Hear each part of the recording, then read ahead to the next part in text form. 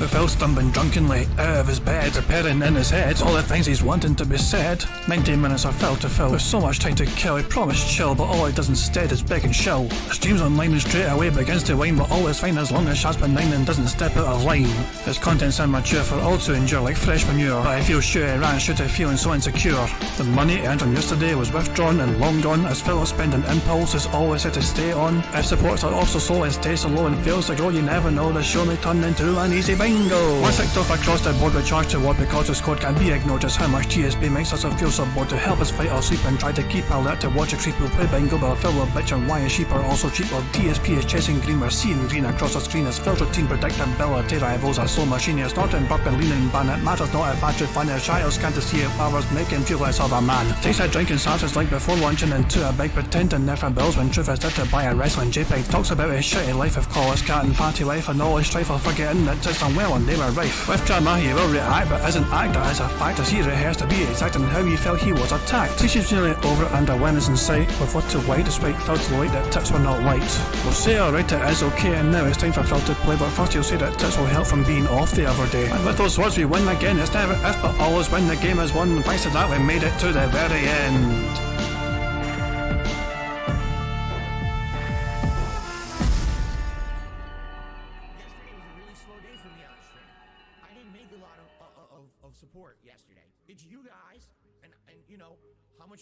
Hey guys, King Jad here, and welcome to DSP Bingo for us today, Sunday the 16th of April 2023. I do hope you're all doing very well indeed. Hope you've enjoyed your weekend, and yeah, we are back. We took a Saturday off, as usual, with all the bingo antics. I wanted to ignore DSP stuff for the most part, but something he said on his Oblivion stream on Friday, which I saw a clip of on Twitter, made me kind of annoyed to the point where I made a quick video showing that Phil's basically just a fucking hypocritical piece of shit. Basically, he begged a lot during Friday the 14th, and he's fucking pretending that he didn't do that shit where he fucking clearly was until he got fucking wailed out by one deadhead. So, yeah. Fuck it. So, as you can see, Phil is awake, he's in his chat, he's aware, and apparently he's got more to tell about the story of his fucking precious remix song. There was some strange, copyright claim shenanigans going on in terms of Phil's music that he uses as part of his fucking podcast music, his pre-stream music even, because apparently one of the tunes got claimed. So he's saying goodbye to a supposedly beloved remix. Although he has alluded to on Twitter since then that he's uncovered the full story behind the Hobos and Dogs fan remix controversy, and he's going to explain it fully. Okay, so this is. See, Phil made a typo here, and if I was somebody like Phil Burnell, I'll pretend it makes absolutely no sense and the entire tweet is fucking nonsense, because even though he clearly meant to type on, DSP's the kind of person that thinks the whole sentence and the whole paragraph makes no goddamn sense because of one slight, tiny fucking typo. So if I was going to be DSP and be like DSP, I'd fucking pretend this tweet is fucking nonsensical and makes no goddamn sense. But I'm a better person than that. I'm not going to fucking point out Phil's silly little grammatical flaws and his dumbass fucking, fat thumb typing away in his fucking phone to like tweets this out desperately. No, so basically, Phil's going to explain on today's One podcast about the controversy between, behind the Hobos and Dogs fan remix. And apparently the rabbit hole goes a bit deeper than you would expect and opens up some big questions about copyright and fair use. Ooh, I wonder what fucking... I feel like Phil is wanting to try and make himself a victim of something because of all the recent Detractor Superhound shenanigans going on. And it makes me feel like... The thing is though, Phil has alluded to in the past of him getting copyright claims for his music all the time. He's said it before, in the past, that he gets claims all the time for things like his fucking... Some of the music fucking gets used. So why is it an issue now? When before it was not a fucking big massive issue. It makes me think that Phil is just pulling something out of thin air to kind of just try and give himself some sympathy and detract away from him being like, why aren't you doing anything about the detractors getting taken down by Superhound? Kind of fucking drama. I don't know. But yeah, because of that, the centre square today will be copyright. And a wee description will be, fair use. But fair use copyright, Phil's going to talk about it today, pretty sure. So that is going to be the centre square for today. But before we even pick the card, we need to spin the wheel to determine the criteria for today's bingo card.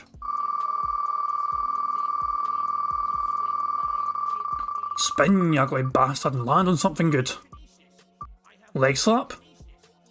Oh, it's with Twitter, it's almost leg slap. It's almost leg slap. I don't know, man, that arrow looks very... I mean, is this arrow? That was a very close to pointer on leg slap, but it's barely on Twitter, so Twitter is the criteria for today's bingo shenanigans. So, yeah, good stuff. Good fucking stuff indeed. And so, Twitter. We need a number. We need a number, ladies and gentlemen, between 1 and 214. The very first number in chat I see which contains the number 6 with a card I use for today's bingo. It needs to contain number 6 though. Between 1 and 200, but needs to contain number 6. Quasar X was the first one I saw with 156. So, there you go. That was the very first number in chat I saw which, you know, fit the criteria. The 156th bingo card with the word Twitter in it. So let's scroll down, all the way fucking down to card 156. Oops, I went too far. Just like my sense of humour at times, I went too far. So here we go. The 156th card is the 157th result, and it is a card on the left hand side. Yes, it is. Okay, cool. So, we got Phil to say nobody or no one. Him pig-splaining something, you know, it takes fucking forever to get to a fucking simple explanation. Him making that annoying T sound, like Twitter, or excited. Him saying members, and him doing random scat talk. Then you got Phil saying reality, him messing about with his phone, him burping, him saying dude, and him doing a lean and ban somebody. The third Joe is Phil saying schedule, him scratching his moustache, him saying copyright or fair use or something along those fucking lines. Basically, he's definitely fucking talking about today. I mean, the podcast essentially is primarily about that. Him fucking discussing copyright shit, so that's a pretty good safe space, centre space to use. Then you got Phil saying Twitter, and him discussing drama, which of course, the copyright stuff does kind of fall into that category, so I could be a double right there.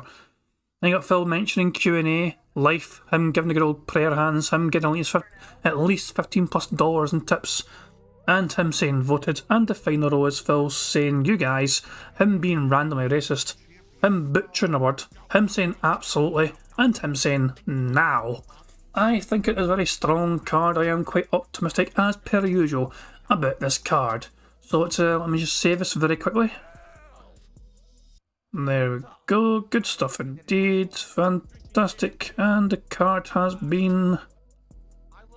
Oh, there we go, fucking save the card, there we go. Good stuff, good stuff, good stuff. So, show you. I say that, but I'm not sure if I can saved it yet.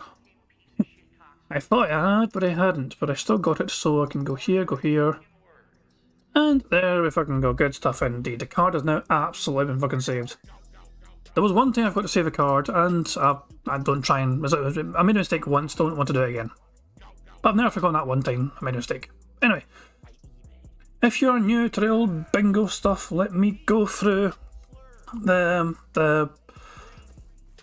rules, not shit, you know what I mean? How we get free spaces, not shit. So, if Phil snorts 25 times before he starts recording for gameplay for YouTube, that's a free space. If Phil burps 10 times before I start recording for gameplay for YouTube, that too is a free space. If Phil gets 100 likes and blows bubbles for his audience before he starts recording for gameplay for YouTube, that is a free space. And if we get 100 likes on this very stream, that too will be a free space. So there's plenty of ways for us to get free spaces to try and win this bingo and get a full house on the card. Hopefully I won't need the free spaces, but they're there if needed, you know what I mean? So if Phil snorts all those times and burps all those times, I guess 100 likes and blows bubbles, all before we start, you know, all before he starts recording for gameplay. So we've got the whole of the podcast, and, you know, also the unrecorded bit in between him ending the podcast and him actually recording for the gameplay portion. Because sometimes people think the game ends when Phil basically ends the podcast, but now we also include a wee bit in between as well. Just because, you know. And, yeah, other than that, you know, hopefully we can get a full house. It's a pretty strong card. There's that dumbass fucking KFC style slide again. That is such a fucking dumb fucking slide, it really is. Jesus Christ, man, that's not a good fucking... No, that's not good fan art. Anyway. Other than that, I think we're good to go. Just gotta wait for Phil to go live and get into what the fuck he wants to fucking talk about, I guess, you know. So, thank you very much for being here. And I appreciate everyone being here. And enjoying the bingo content. Hopefully it'll be an enjoyable stream. It won't be too torturous for us, and hopefully we can get a full house. So one of you guys can win a prize. Because 25 out of 25 on the card, 25 green squares ticked, means one of you guys can win a prize. But yeah, also one more thing, when this stream ends in like a couple of hours time, a few hours time, it will live redirect you to Detractor Beam, who are also live. So I've got that set up early ahead of time. I assume Detractor Beam will be online for covering the whole of Phil's, stream, so, and not just the podcast like we do. So when we end, we will go, they'll go to well, this will live redirect you to Detractor Beam. So yeah, there you go. Botline Sen says, can I explain Infinity? And oh god, I mean, I'm getting flashbacks to that goddamn fucking, yeah. Phil tried to react to a math thing about Infinity on his fucking DSP React show, and he didn't know what to do. He just stared at it blankly. He was just, you want to know? I mean, the thing is though, Decepticon wants me to, go on one of these Saturdays and do the show. I don't mind going on and being on Decepticon's show, but I just don't know if I can endure an entire fucking DSP versus the internet. I tapped out the other night when I was watching it in the audience. I fucking tapped out. It was too painful. And yet, Decepticon wants me to be on and like, I don't think it's Decepticon. I just don't know if I can endure a whole goddamn DSP versus the internet. But maybe I'll get something sorted, who knows. But yeah, it's gonna be fucking painful if I to endure that shit. I think I need alcohol that fucking night. Anyway, I'm gonna turn the music up. You guys can enjoy some quality Meerkat tunes while we wait for Phil to go prop play live. So yeah, enjoy the music, and I'll catch up with you guys when Phil's about to begin the show properly in about like 8 minutes time or so.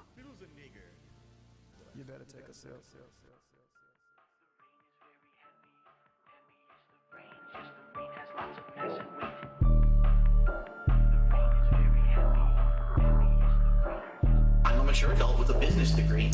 Big, big, big, big, big, big. All I see you do is big, big, big, big, big, big. Little picky, why you?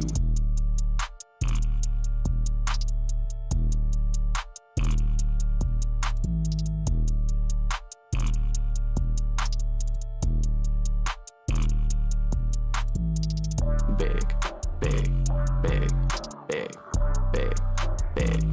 All I see you do is big, big, big, big, big, big. Little picky, why you?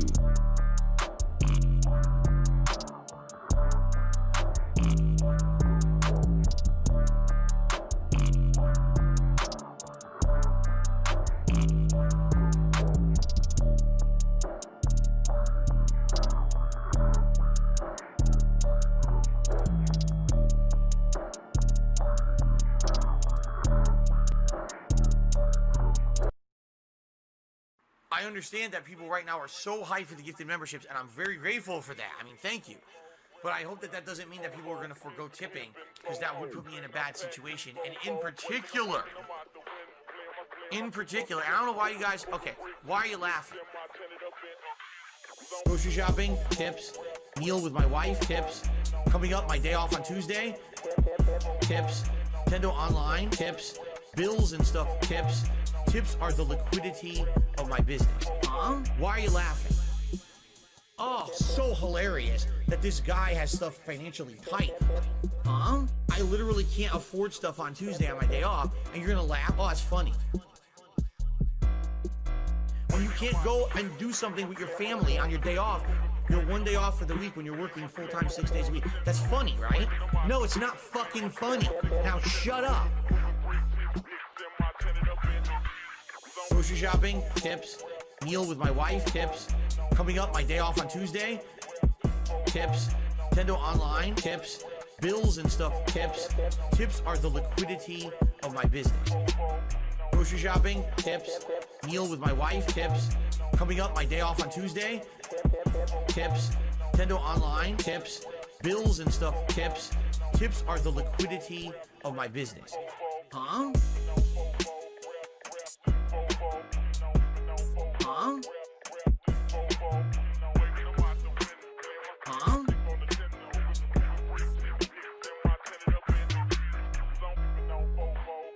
This one's for all my baby girls.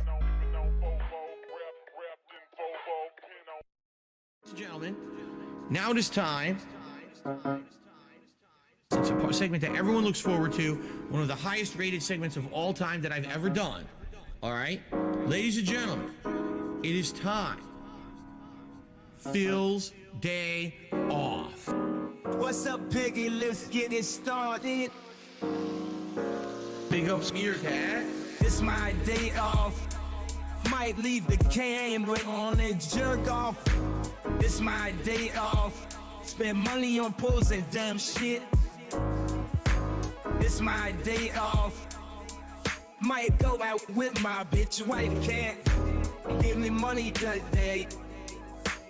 Give me money today. This is where my fucking money goes to every month. Garbage dump, grocery shopping, pay my taxes, pet store, pay my bills, blowing his money on mobile games, blowing his money on this and that. I'm spending all this money buying DoorDash for my business. I need to put disgusting food in the mouths of my family members. Obviously, I need tips. Yes, I spend money on mobile games. Okay? These are my life priorities. Pay my taxes. It's my day off. Might leave the camera on and jerk off. It's my day off. Spend money on posing dumb shit. It's my day off. Might go out with my bitch wife. Can't give me money today. Obviously, I need tips. Give me money today. This is where my fucking money goes to every month. Shout out to the trolls. For those who contributed, thank you. It would be great if we get a few more tips. To make up earlier today, we did not hit the hat goal either. It's been a very slow day. It would be great if we could pick it up a little bit with maybe some contributions tonight with tips. If you can, just saying. You know, I know some people are super chatting or whatever. That helps long term, but right now I really can help. Tomorrow's my day off. The tips I'll have for my day off, you see? Give me money today. Why do I say I'm not a children's entertainer? Because I'm not a Muppet. I'm not here to play a character. I'm not here to pretend that I'm something that I'm not. You know, listening to that song makes me think, you know, do I want to fucking, like, so the video I made the other night, I did it on Phil begging. I might just force a video on you guys just so you guys got something to watch as well and listen to while we'll wait for Phil to go live properly. I might just do that. Do you guys want to see the video? You can, let me not even be aware I made a video the other day, but do you want to see the video I made on my Saturday off from doing a bingo? So I'm still busy doing, you know, things, you know, what is the DSP? So I could play that. So like, it's not even 4 minutes long. So let me if I can find it. Give me a second here and I'll find that shit. There's that shit there. Hold on.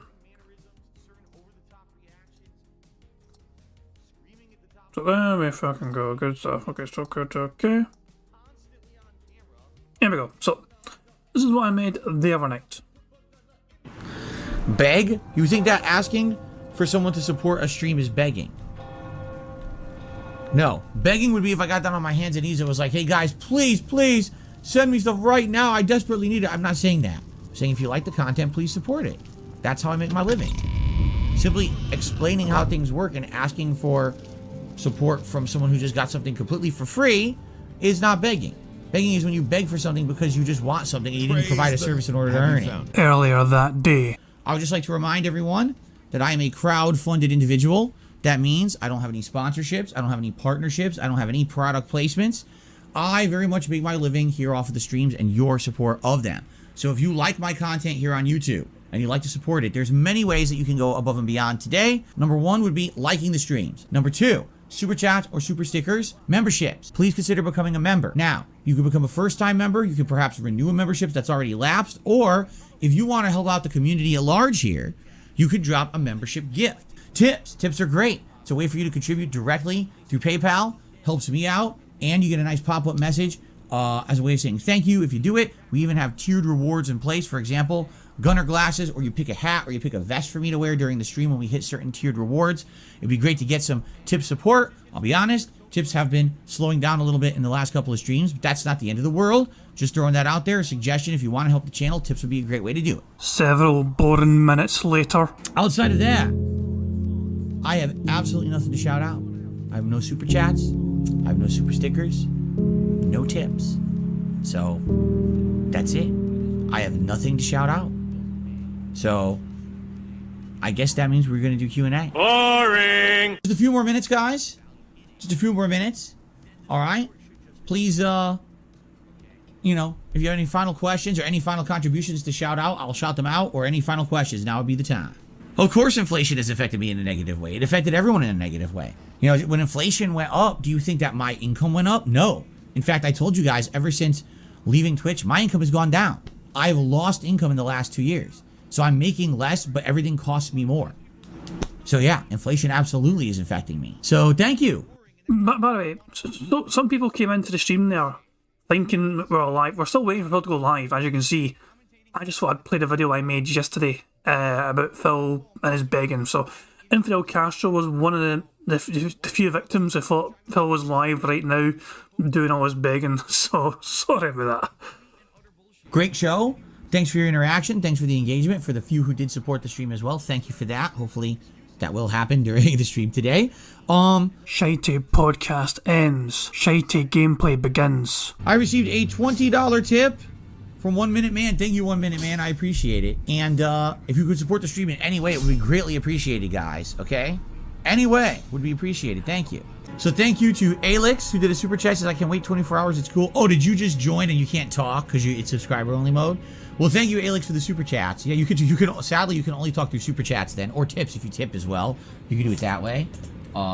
Unrecorded begment. Thank you to DSP Archive on Odyssey. Thank you to Alex for all these super chat supports. I really appreciate that. We're gonna go another hour before I go on any kind of a real break. So thank you guys for being a great audience, and let's jump into Liurnia. And any support is greatly appreciated. Right now, it would be great if we could hit that tier 1 tips goal. That would be like my goal for this stream. If we could do that, that would be superb. Okay, guys, that's $50, and then I'll put on my gunner glasses for you. Thank you very much. Okay, I just splashed my eyeball. Let's continue. And then some dumbass gave him $84 and 1 tip, ensuring Phil didn't indeed get whaled this day. Literally half of Phil's tips that day came from one person in one single tip. Enough said. So that was a video I made on my day off from Phil stuff. Phil's still not live yet. Holy shit, he's late tonight.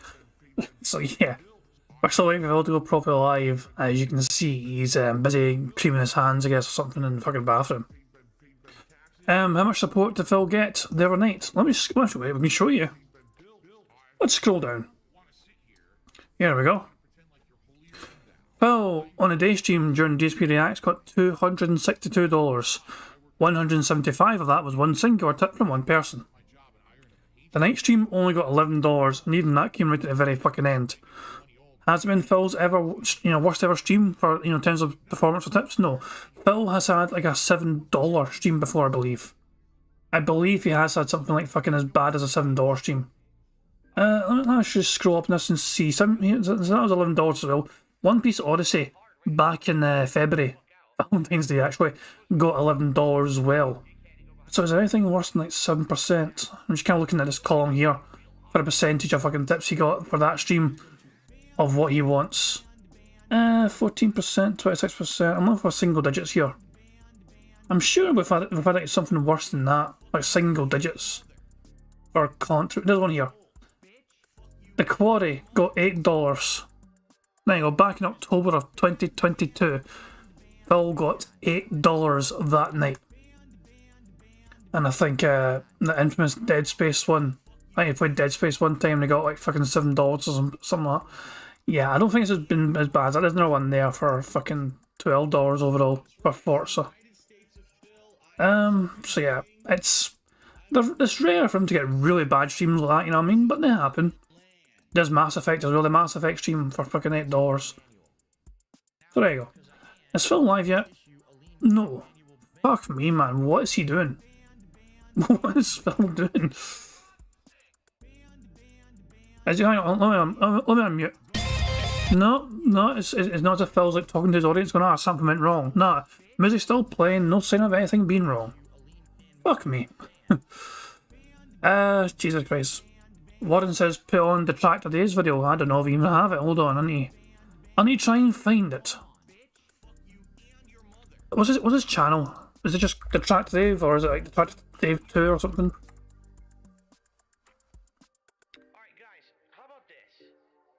He's live right now, Detractor Dave.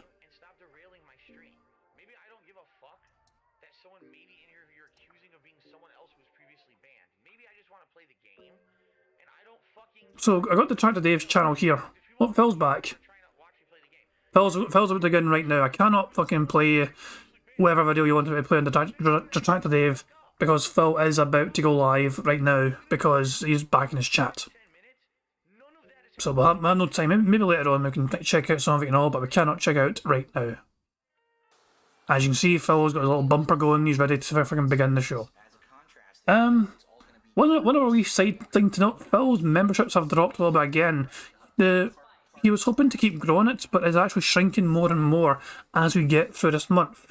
He's now into the 560s once again. So he was hoping for 580 the other day, and now he's lowered his expectations to 575. He's hoping for 7 new members to stop the fucking plummet of members that are happening on his channel. But it's starting to fucking fade away. I mean, he is getting these fucking memberships in drips and drabs, but they're not really coming as fast as he would like them to come in. And so he is probably going to see a fair drop off throughout the rest of this month. But, so yeah, as you can see, Phil's going live right now. So, you know the rules, but now you know the stipulations and all crap. Please tag me in chat in case I miss anything on the card. I don't try and miss things on the card. I just do sometimes because I am a stupid bastard. Nothing I can do. Bugged bingo mechanics and all that jazz. 25 out of 25 on the card means one of you guys can win a prize for us getting a full house. So fingers crossed, here we go. Good morning, everyone. Phil here, and welcome to the Level 1 podcast. We're busy having fun down here on Level 1. How is everyone today? It is Sunday, the 16th of April, 2023. And although today is undoubtedly going to be a great day because we've got a full day of gameplay streaming ahead, including Silent Hill 3 HD, as well as the continuation of my very lengthy, very chill and awesome and interactive Oblivion playthrough. Yeah, today's also going to be a bittersweet day because, ladies and gentlemen, today we have to say goodbye. Not me, I'm not saying goodbye, but we have to say goodbye to something that has been actually near and dear to the streams, to my content over the last decade. Today we have to say goodbye to a remix that I've been using for 10 years. That's right. You might be saying, huh? Well, I'm going to tell you the full story because I have all the information and the story ain't pretty. In fact, the further you go down this whole rabbit hole of fair use, copyright licensing, and all of this, the worse it gets. I seem to have uncovered something that I never intended on uncovering, and I think we need to talk about it today on the podcast because I think that this is a topic that needs to be publicly discussed moving forward because there's a lot of people who could be susceptible to issues like this on the internet, and it's time to bring this issue into the limelight here on the Level 1 podcast, okay? So ladies and gents, how are you all doing? I hope you're doing well, and I hope that you are in a good mood. Today we're going to be doing great stuff with gameplay. Nice, fun, relaxing stuff. If you consider Silent Hill relaxing. But it should be fun.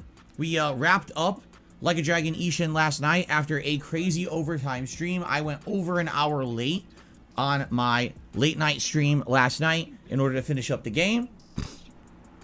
The good news is the game's ending was good.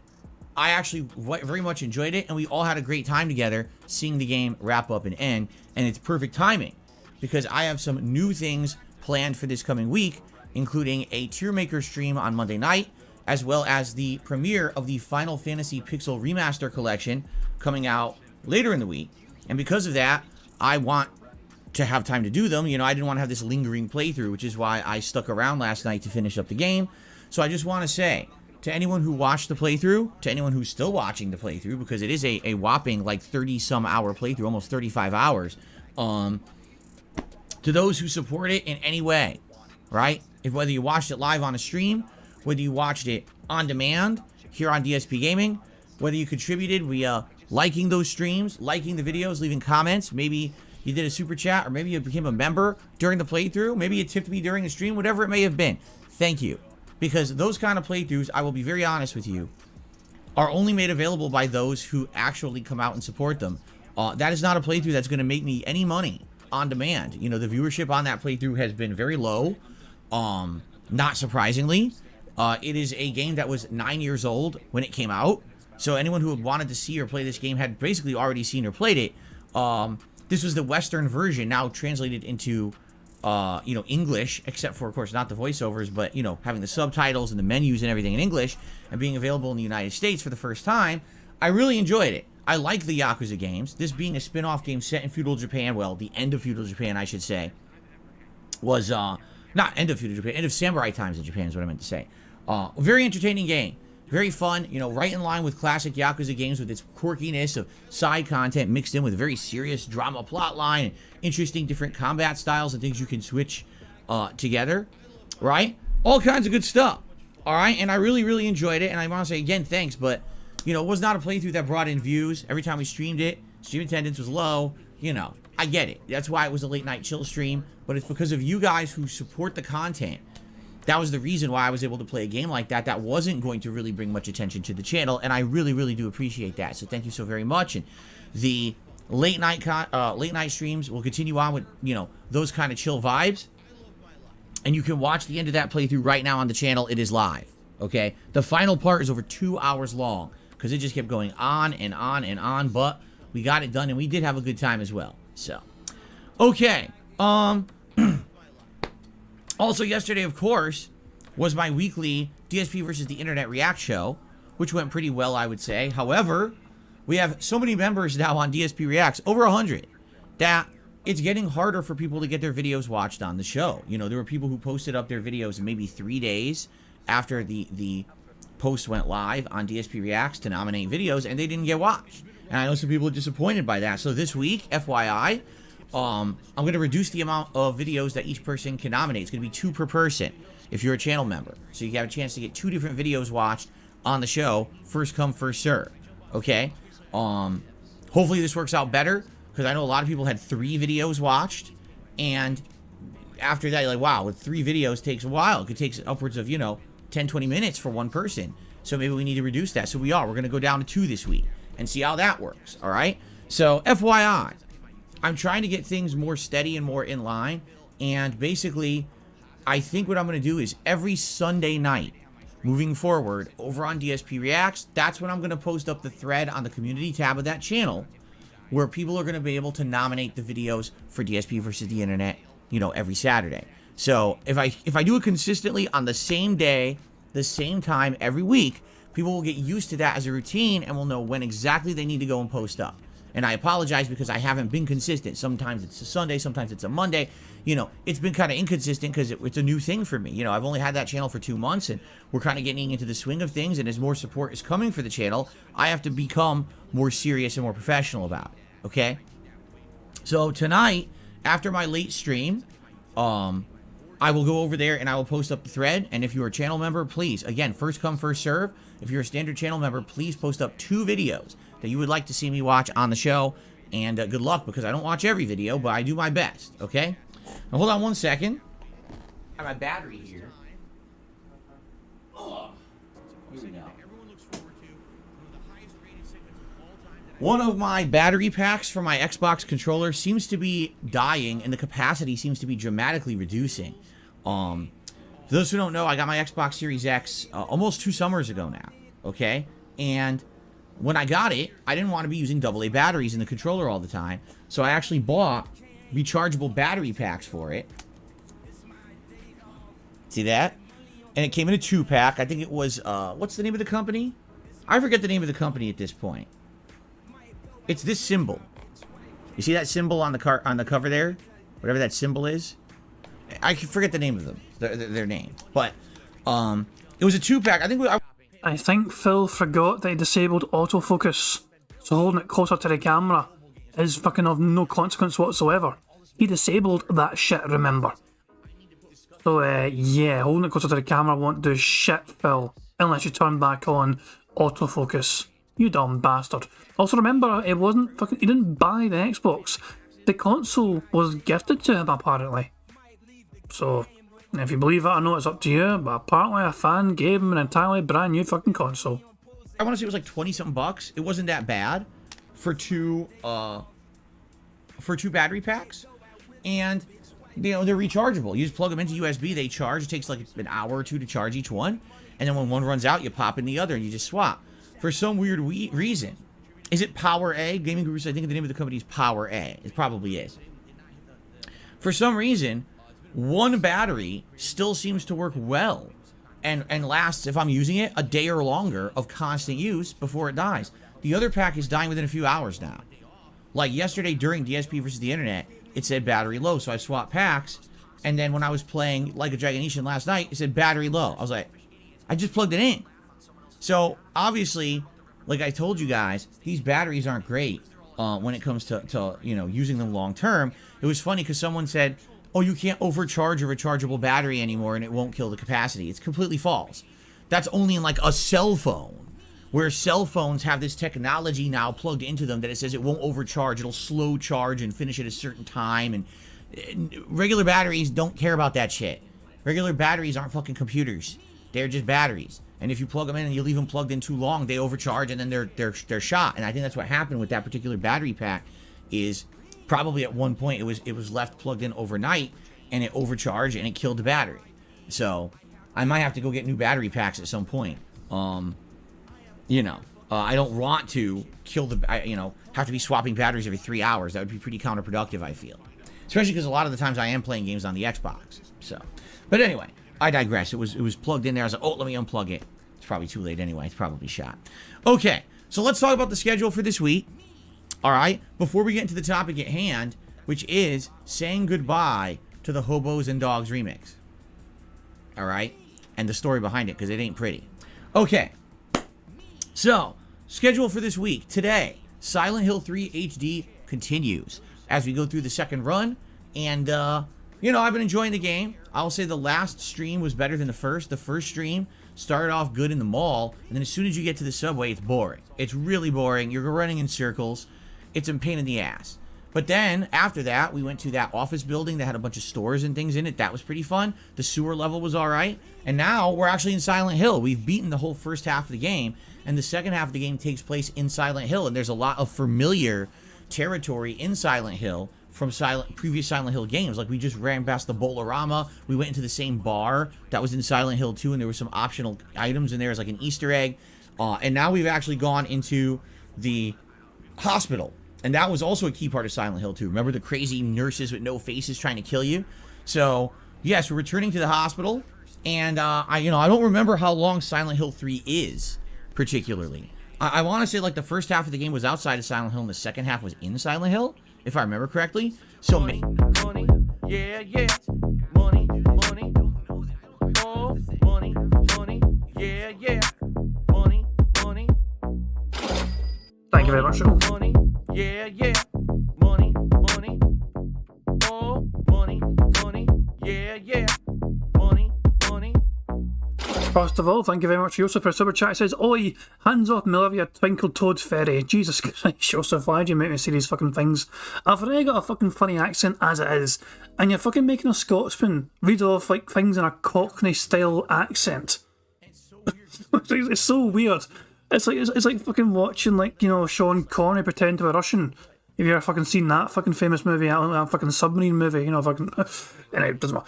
Thank you very much, Joseph, for the super chat. I appreciate it. And I assume this is you on your new work schedule now, by the way, so congratulations to that, Joseph. Good to see you on streams again.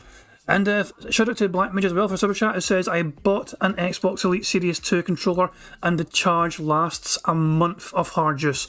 It's almost like a cheap batteries die... It's almost like cheap batteries die faster. Yeah, exactly. Phil skimped on paying for a high quality product. He bought some knockoff version instead, and lo and behold, it does not fucking last that fucking long. There's Waterwood as well. The Hunt for Red October is the name of the movie I was talking about. But yeah, so Phil fucking skimping off and actually paying for quality fucking products means the batteries are fucking dying after a couple of years. Why are we not fucking surprised? There you go. But yeah, a month, I mean, almost a month of hard use is incredible compared to fucking like a day that Phil's getting. Jesus Christ. Yeah. I mean, people don't take good care of fucking batteries, you know, they're fucking like, this is technology that Phil is going to need every day. You'd think he would buy the best shit for his needs. This is not a hobby, this is his work, this is his business. So obviously, he needs to make sure the fucking technology he's using is the best that it fucking is to do his job to the best of his fucking abilities. But nah, he skimps on fucking everything because he's a cheap bastard. Right? Let's be honest here. Unless somebody physically gives him what he fucking needs to do his job, he's not going to fucking go out and get the best thing for a job. I don't remember how long Silent Hill 3 is, particularly. I want to say, like, the first half of the game was outside of Silent Hill, and the second half was in Silent Hill, if I remember correctly. So maybe we're about halfway through the game right now. I'm not 100% sure. I'm sure you guys would know better than me, because I've only played the game once before. But we're going to play it as the main stream today, see how far we can get, and thank you guys for being here for Silent Hill. It's been a fun playthrough so far. So I hope you guys have been enjoying it, and you'll chill with me today if you like survival horror. Then tonight on the late stream, 6:45 p.m. Pacific time, we are continuing on with Oblivion. This is actually a I'm sorry. I am extremely fucking distracted by whatever the fuck he is doing here. I'll hide this fucking window, right? I don't. What is he doing here? What is he cleaning? Is his hand? Like, watch. Like, look at his hand here. Look at this arm and this hand. Silent Hill, and the second half was in Silent Hill, if I remember correctly. So maybe we're about halfway through the game right now. I'm not 100% sure. I'm sure you guys would know better than me, because I've only played the game once before. Or is his fucking, like, hand resting on his bouncing leg, so it looks a bit weirder than fucking is. But we're going to play it as the main stream today, see how far we can get, and thank you guys for being here for Silent Hill. It's been a fun... You see, this is what I'm seeing. This is like, so I'm looking at a full screen, which you guys, obviously you can see it now, but what the hell am I fucking looking at here? Playthrough so far. So I hope you guys have been enjoying it, and you'll chill with me today if you like survival horror. And then tonight on the late stream, 6:45 p.m. Pacific time, we are continuing on with Oblivion. This is actually a triple Oblivion week, meaning for the first time in ages, I'm actually playing Oblivion 3 times this week. What the hell is it? Oh my fuck, I don't know. I'm so confused, but it's so fucking distracting. And it's like I'm trying to pay attention to the things he's saying and doing for the bingo, but all I can think of is what the fuck was he doing with his arm and hand. Like, what can we not? Is there something sus going on below the screen that we shouldn't be doing in the first fucking place? It's just so distracting. We already played it once the other day, and it was a very fun night where we were continuing on with Fighters Guild, and we officially kind of finished the Fighters Guild. But now the quest line seems to continue even past the fact that you're doing quests for the official guild and getting promoted. So what was that word? Continue even past the fact that you're doing... Oh, past the fact. I thought I was fucking confused trying to say after. Past the fact. Quest for the official guild and getting promoted. So I'm excited to see where that goes tonight. Again, I don't know. It's my first time officially really playing Oblivion like this. There's the annoying T sound. He said excited. And he's fucking done that strange T thing. To continue even past the fact that you're doing quests for the official guild and getting promoted. So I'm excited to see where that goes tonight. Again, I don't know. It's my first time officially really playing Oblivion like this. So we'll see what happens tonight. And as I've told you guys, after the Fighters Guild, I'm not sure what else to do besides the main story. If you guys wanted to see me possibly keep playing the game at a longer length and do the DLCs, I'd be down for that. But I would hope you guys would support the streams then, because recent streams of Oblivion, yeah, haven't been very greatly supported. You greedy fucking bastard. Holy fucking shit. Oh my fucking god. It's a chill stream. It's not meant to be fucking you trying to get as much fucking support as possible. You've been playing the game for fucking several months now. Of course people will be fucking fed up with it. Just drop the game then, Phil. Just get rid of the fucking game. You greedy fucking cunt. You know? And that's not very good. It is very fucking funny to us though. You fucking begging profusely for fucking more money to fucking play this game you supposedly fucking love.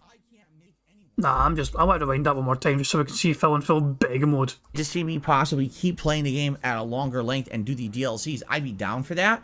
But I would hope you guys would support the streams then, because recent streams of Oblivion, yeah, haven't been very greatly supported, you know? And that's not very good, especially for people who want me to see me play even longer and invest money into the DLCs and stuff. I would need some kind of buy-in that people are going to actually show up and support if I continue to play. Listen, I like it. It's a fun, chill, late-night interactive stream, But he wants your fucking money if he's going to keep fucking playing the goddamn game. Him liking it's not enough, clearly. No, let's fucking do it. Let's do research. Let's do our fucking digging. So, he is playing, what's the game called? The Elder Scrolls 4 Oblivion. Let's go to our game analysis, Let's go to game analysis. Ooh, that's a good little fucking... Thank you very much, piece of piece, for having this fucking big note here. Let's do it the old-fashioned way then. He's playing it today. When's the last time he played it? So he played it here. So here we go. We'll track Elder Scrolls. Oh my gosh, this might take a wee... this might take a wee while. Hold on. Elder Scrolls Elder Scrolls. So we don't have to do this. We don't have to do this for all of them, okay? But we'll do it for some of them. I'm just picking all the Elder Scrolls streams, and they're always fucking night streams as well. I can't remember last time I fucking did a day stream. Elder Scrolls, Elder Scrolls, Elder Scrolls, Elder Scrolls, Elder Scrolls. Here we go. So I'm just picking all the random ones like from like the last, few months, a couple of months even. So I have picked 16 different streams. His last 16 streams of Elder Scrolls, he has made over $800 across those 16 streams. He is averaging about $51 per stream, which is a tier 1 glasses goal. On average, he's hitting the tier 1 goal for a night stream, which is not too bad at all for him. But he wants more. It's the greed. The greed is endless. I'm going to keep going actually. Oops, ticked the wrong thing. I'm going to keep going because I'm curious. Plus, I don't have much fucking further to go back. It's only like I think he started this in December, didn't he? So it won't be too much fucking further to go back. In fact, there's a day stream. He did actually do it in day streams before. Remember that? So it's counting fucking day streams as well of him playing this shit. Actually, that might be us here actually. I don't think there's anything else for Elder Scrolls 4 Oblivion, is there? As is in fucking December now. So I think the earliest one was maybe here. Or in January now. I don't even think he played it in December, did he? Did he play it in December? I feel like he did start in December. For Christmas, or am I imagining that? I may be imagining that. Anyway, so I've found every single stream, I believe, of him playing Elder Scrolls Oblivion, right? And so far he's played it 25 separate times, apparently. He is averaging $65 per stream. He has made over $1,600 altogether. So there you go. But apparently that's not enough for him. Him averaging $65 per stream is not enough, apparently, according to DSP. So, and this is literally the information we have at our disposal. So every single Elder Scrolls 4 Oblivion stream, he's averaging $65 per stream, but his own words, it's not enough. He wants more, demands more from his audience. Just let that sink in one more time. Not very good, especially for people who want me to see me play even longer and invest money into the DLCs and stuff. I would need some kind of buy-in that people are going to actually show up and support if I continue to play. Listen, I like it. It's a fun, chill, late-night interactive stream, but also this is my livelihood. So I need people to actually come support the streams, and if we see some support in the next week of these Oblivion streams, then I would strongly consider getting the DLC because I've had a great time with the game. So let's see what happens. But, tonight we continue on with Fighters Guild, and let's see how it goes, okay? Now, tonight after the Fighters Guild stream, I'll be doing my review of James Gunn's The Suicide Squad movie over on DSP Reacts. Originally... Oh wow, what a current hot trending movie for him to fucking react to. It came out, what, 2 years ago? 3 years ago or some pish like that? Phil, you're fucking bitching and whining about fucking other gaming companies not shit being slow in the uptake on fucking like releasing things at times. And yet this is, you fucking have your react content for things that are so fucking far back in the past. What the fuck? Just... You're not allowed, Phil, to ever criticise other fucking companies again for being slow in the uptake to do anything when you're this fucking slow to react to fucking popular media and entertainment. I was supposed to do this yesterday, but being that I finished Like a Dragon Ishin last night and I went extra late, like over an hour late than usual, that's when I would have done the review normally. I wasn't gonna be able to do it at that point. So we're doing it tonight.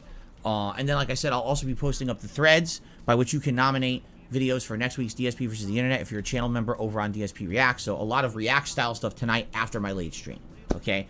Tomorrow, Monday the 17th, we jump back into Elden Ring. Yes, the second run of Elden Ring. I am 7 hours in, and we have defeated the glintstone dragon outside of the academy. We entered the academy, and we're working on the earlier part of the academy right Shut up, you dick. I'm going 1.25 speed because you annoy the fucking shite out of me. now, okay? My goal tomorrow is to try to basically thoroughly explore the academy, fight off bosses, explore the items. You know, my goal is to get the best items here for my build at this point. And a lot of people say, yeah, some of the best items for glintstone sorcery are in the academy. So I'll be searching the academy thoroughly, trying to get, you know, I think people say you put on a helmet, that's better. There's a like amulet and stuff that you can find. So we'll see. We'll see what we can find tomorrow. It should be a good stream, okay? And then the late night stream tomorrow night is our tier maker stream. As I said, this is the first time ever we're doing something like this. We're going to head over to DSP React, and the late night stream is going to be 2 hours of tier maker rankings, where per your suggestions, we're going to be doing 2 different ones. What will they be? I'm not sure yet. Right now, people are nominating things on the channel in a thread. On DSP React, there's a public thread that I posted last night on the community tab that people are responding and giving their suggestions. That's great. I will review that tonight or tomorrow, and I'll pick a couple. And that's what we're going to do on the late night stream tomorrow night. If it goes well, I would consider doing tier maker streams every once in a while for variety purposes. So let's see. When I did the tier maker stuff for my birthday marathon last week, people seemed to like it. You know, that was the best horror movie villains and the best overall game consoles. So there are so many things we can rank together interactively. That's a very interactive stream, very chill vibes, because we get to talk it out and kind of hash what's better than this, what's this, should this be in the ranking, yada, yada, yada. And it's really fun to do that. I really like doing it during the birthday stream, and I'm looking forward to Monday night as well for some variety stuff. I think it'll be good. That's pretty good, Jerry Limey. Then, on Tuesday, another stream of Return to Elden Ring. We're going to do 2 straight days of Elden Ring this week. And then Tuesday night will be more Oblivion. And that's my consecutive streaming week. I'm off from streaming on Wednesday, where I'm going to have a very busy day off running around doing stuff with my wife. But hopefully it'll be a good day. And then when we come back on Thursday, it'll be more Silent Hill 3. And I'm almost thinking this might be the end of the playthrough, or maybe we'll need one more stream. I guess it really depends. And then Thursday night will be Final Fantasy Pixel Remaster debut. This is a collection that's coming out on Wednesday on my day off, and it includes Final Fantasy 1 through 6, all the old school pixel Final Fantasies from NES and Super NES days, all in one collection. Now, what game will I be playing? That's a great question, because you guys are currently voting to determine which Final Fantasy game I'll be playing. So what I would like to do is give you guys an idea of how the voting is going. If you want to vote, you could still vote. The vote is currently going on right now on the main channel page of this channel, DSP Gaming, on the community tab, and there is a poll going, and the poll is as follows. The options are Final Fantasy 1, 2, 3, and 5. Okay? We have 731 votes so far. Thank you. That's awesome engagement. I really appreciate that. And here's how the results are going so far. Final Fantasy 1, 42% of the vote. Ooh, that's a lot. Final Fantasy 2, 6% of the vote. That's not a lot. Final Fantasy 3, 7% of the vote. A little bit more, but still not a lot. And Final Fantasy 5, 45% of the vote. So if you do the math, that's a 3% lead over Final Fantasy 1. Well, what's 1% of 731 votes? About 7. So if you do the math, it's about 20 votes. 20 votes are actually currently determining that Final Fantasy 5 will be played on Thursday. But that doesn't mean that that's a given, because we still got today, Monday, Tuesday, and Wednesday for you guys to vote. The voting can still go another way between Final Fantasy 1 or 5, unless we get, you know, several hundred more people voting and they vote for 2 or 3. That's unlikely. But it could be anyone's game between 1 and 5, and personally, I don't really mind. 1 is a good game. 5 is also a great game. I've played both.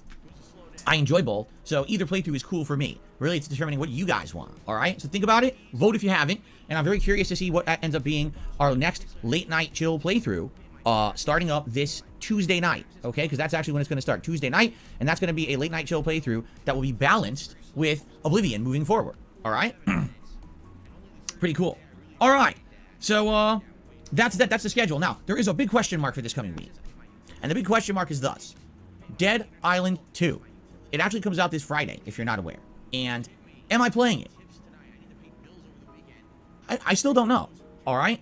It doesn't look great to me. I'm going to be honest. It doesn't look great to me. It looks like Dead Island 1 with some improvements, but Dead Island 1 is an over a decade-old game. It's a game that when it came out was only fun played co-op. If you played that game solo, it was a boring-ass grind. And I'm nervous that Dead Island 2 is essentially going to be the next Dying Light 2. A game that, because there's nothing else going on right now in gaming, people are going to talk about and want to see me play, and I buy it, and I play it twice, and people are like, wow, this game is boring, don't play it ever again. That's literally what happened with Dying Light 2. As soon as something else came out, people were like, drop that game like a hot fucking rock and never play it ever again. I don't even care you spent money on it, we don't ever want to see it. And there were even ample opportunities over the last year to bring back Dying Light 2, excuse me, and no one really cared. So, to me, I kind of see it as a risk, and I kind of see it as a maybe. Here's my mentality right now. Since this is a risk and a maybe, and it's not a definite yes or no, I want to play it by ear this week. I want to see once people get some reviews out there for it. I want to read what they have to say about it, essentially, and go from there. I don't want to drop money. Wait. When do you ever start fucking trust reviews, Phil? You're always fucking going about how these fucking gaming journalists don't know a goddamn fucking thing. They got no fucking experience, not shit. And all of a sudden you're fucking trusting their fucking input on what a game's like. Fuck off. You just fuck off. How about you fucking source a demo? Look for a demo of the fucking game and try and play a fucking demo of it. Are demos still a fucking thing for consoles? What the fuck? You know, like, is that really still a thing? If I want to fucking see what a game's like, I fucking try and get a demo of it to see what it's fucking like. I get a feel for the game. You know, that was fucking my take on things back in the fucking day. Anyway, man, if I want to fucking see what a game's like, I just try and fucking try the free demo that most fucking publishers provide to fucking give you a taster of the fucking game. Is Phil fucking too easy to try and source a demo of the game? Probably. Out there for it. I want to read what they have to say about it, essentially, and go from there. I don't want to drop money on this game when it definitely is a nah, I don't know scenario. It doesn't mean that it's a definite no. It just means that it's a I'm not sure. Okay? The thing is, right now, I just started Return to Elden Ring, and we're in the midst of Silent Hill 3 HD. I don't know how long Silent Hill 3 is. We may very well finish it between today and Thursday, and then it's done, and we're looking for a new game. So it's kind of a no-brainer then. Why wouldn't I then play Dead Island 2, right? But again, if the game ends up being bad or the reviews are bad, then I don't want to drop a lot of money on it, right? I'm not really sold on it. It doesn't look that good to me. It's one of the situations where, yeah, it might be fun for like 1 or 2 streams. And then after those 1 or 2 streams, no one gives 2 shits, including me.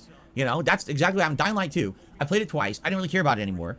But I bought it, so I forced myself to kind of play it like 2 or 3 more streams. And the more I played it, the more buggy the game got, the more repetitive and boring and grindy the game got. And then by the time I got to the city, which essentially is the real game, when you get to the city, now you're hovering on air jets and you're doing all this stuff.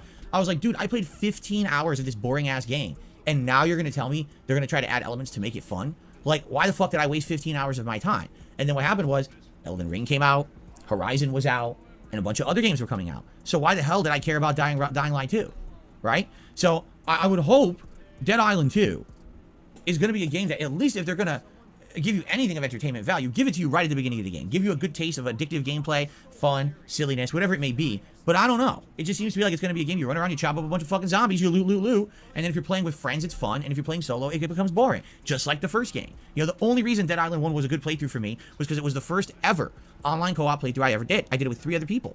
And when we did it online co-op, it was fun. We were talking, there was camaraderie. The connection was constantly dropping, so it was funny to see people drop in and out, because the game was so buggy, and there was issues, but it was hilarious to see that live. People weren't really doing those kind of online co-op playthroughs back then when I did that. I was doing one of the first full-length ones ever, and people really liked that. Today, who the hell cares about that? There's a million people who fucking play those kind of games, right? And it's not going to be anything innovative or interesting. It really just looks like kind of an outdated game, so I don't know. I guess we'll see. Again, let's see what happens this week. Let's listen. Let's keep our ears to the ground, as they say, and listen for information about Dead Island 2. If it sounds good, then by the end of the week, I'll make my determination, and maybe we'll play it. If not, we'll keep playing what we're doing. When we beat Silent Hill 3, well, maybe we'll take up another game in the short term. Maybe it could be another survival horror game or something else. The next new game is Star Wars Jedi Outcast. No, Jedi Survivor. Jedi Survivor, that's what it's called. And that's at the end of the month on the 28th. After that, we have almost constant new releases coming out. I'll give you some examples here. Let's see here. So, my schedule is completely wrong. I guess I didn't update it, because this ain't right. Because I know Redfall comes out in early May, and I don't Dumbass. even have that on here. This is phone stuff. He's looking at his phone right now to fucking check his schedule. So that is phone stuff. Dumb bastard. Happened? Huh. Anyone know the date Redfall comes out? Isn't it like May 5th?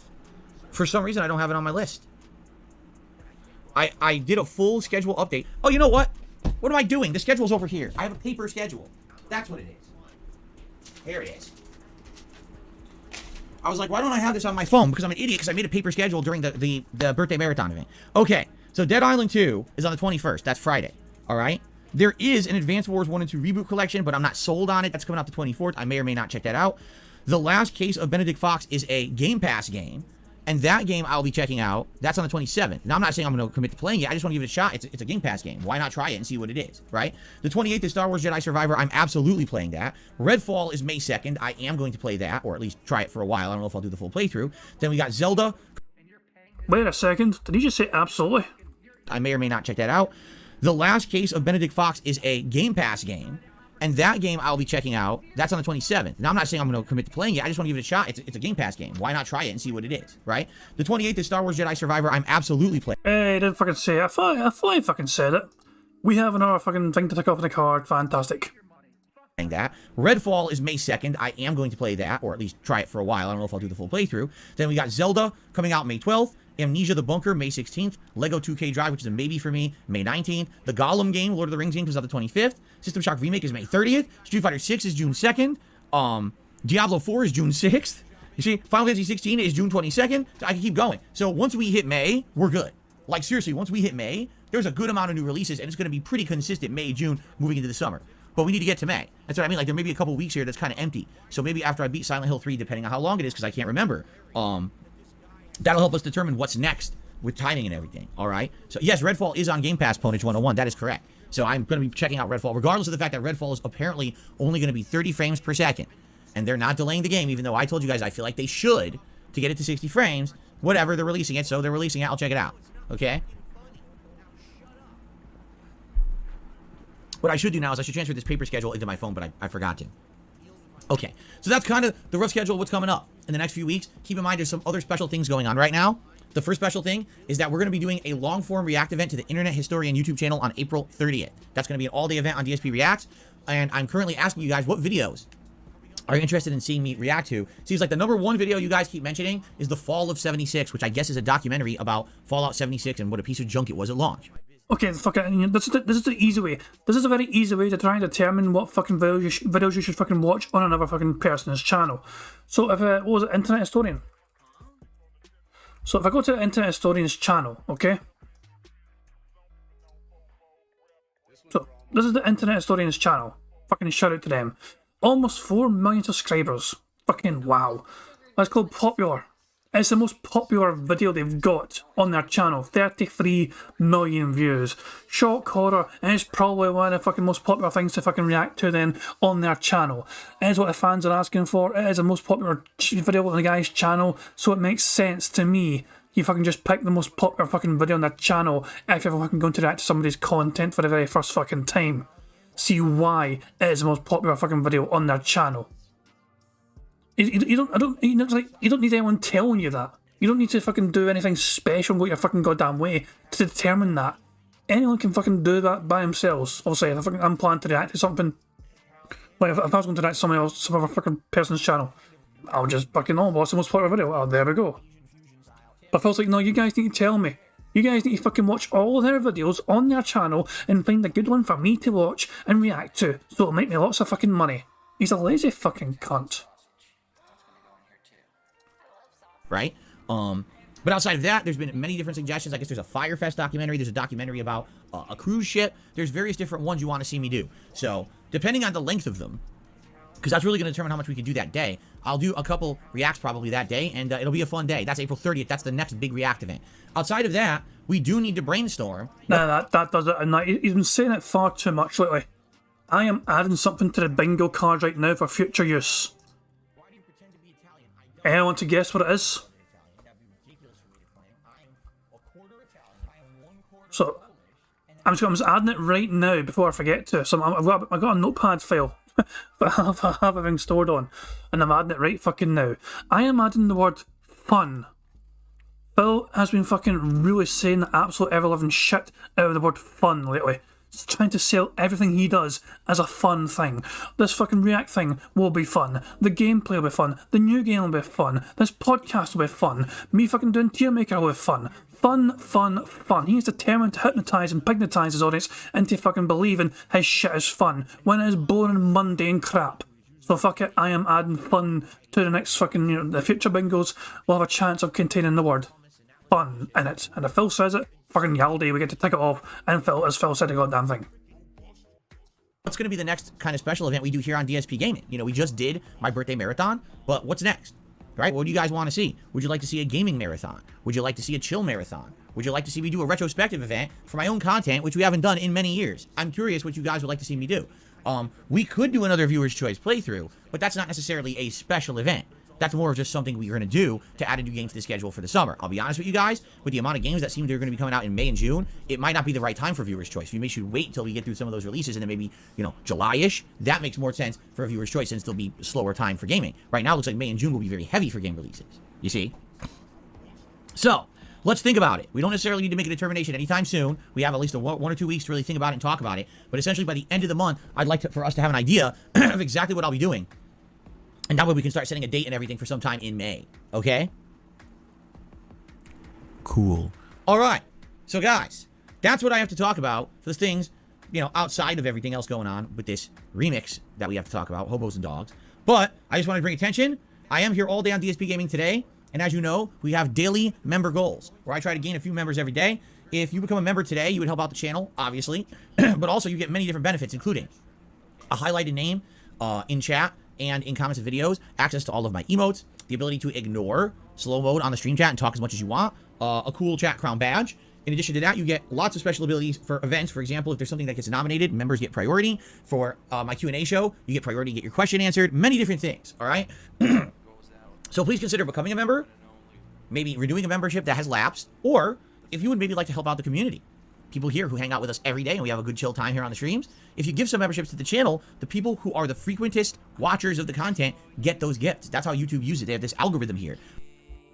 Is that hold on, is that a real word? Frequentest. The most frequentest members. Who are the frequentest watchers of the... Frequentest watchers, sorry. The frequentest watchers. What the fuck? Frequentest. But if that's chat shit, I'll find it in a dictionary.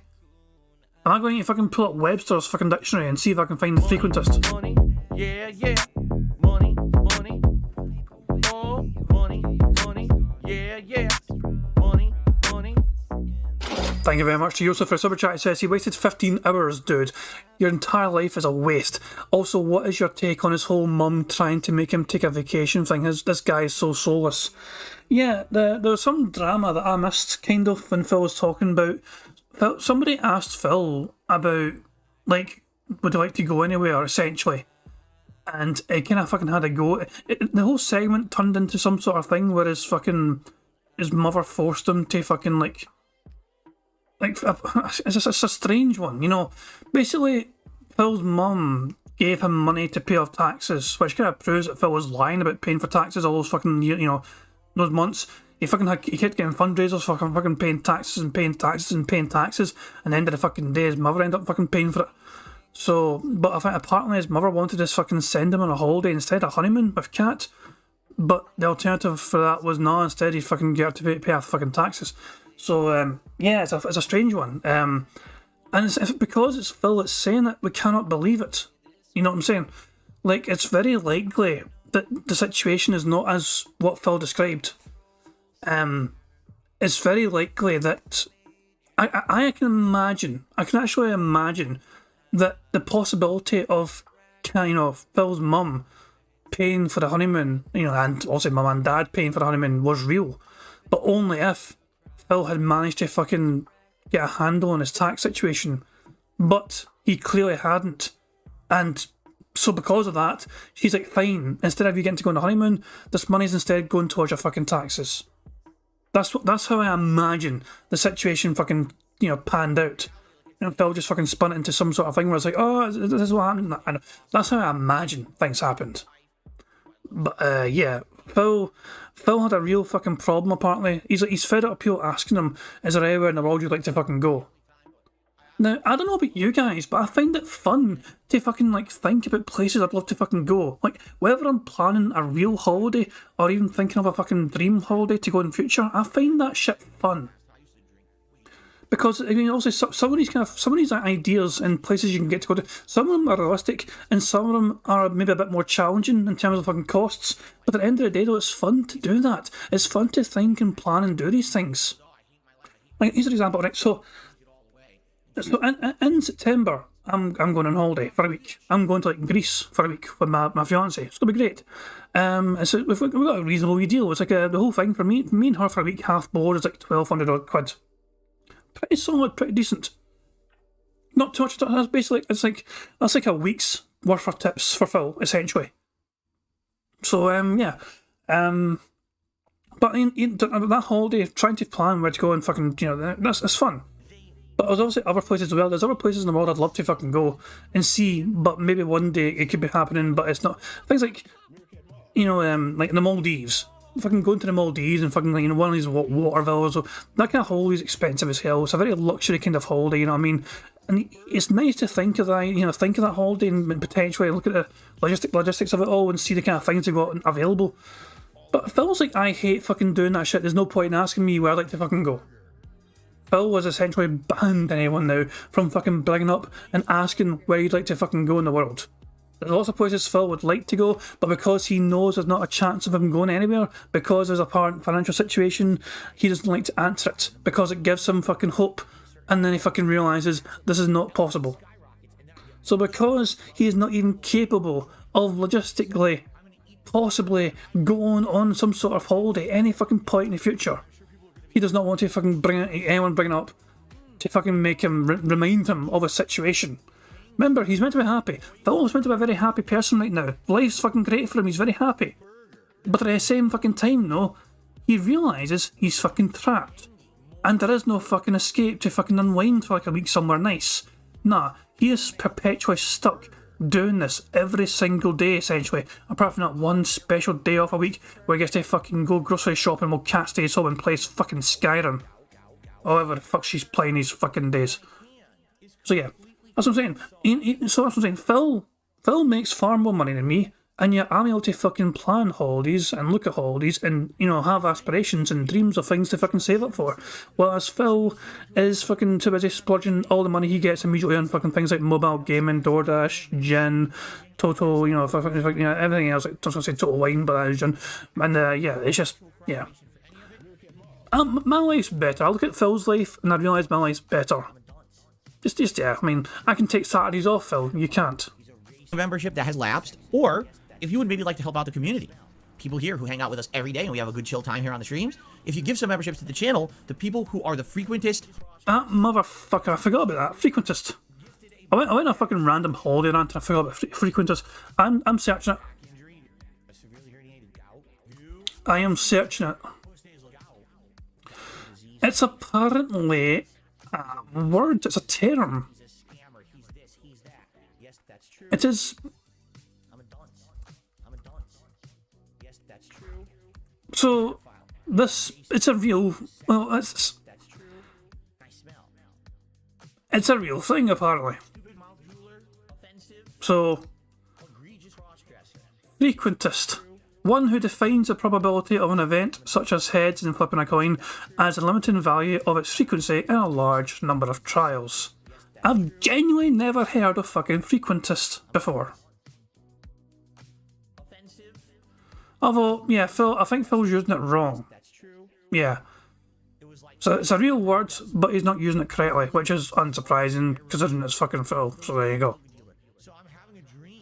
Watchers of the content get those gifts. That's how YouTube uses it. They have this algorithm here where it calculates who's here the most, who watches the most, and those people actually get the gifted memberships. So please consider it. I'm looking at maybe hit 575 members by the end of today's double streams here, which is not that many, and it would be great if we could hit that, and thank you for your support. Outside of that, I am a crowdfunded individual. I do not have any sponsorships. I do not have any partnerships. Instead, I am someone who's crowdfunded by you guys. That's why I'm still here after almost 15 years as a content creator, while many other people have to have these ads running and product placements and things. I don't do that, right? And I'm happy to be here and put out quality content for you guys every day.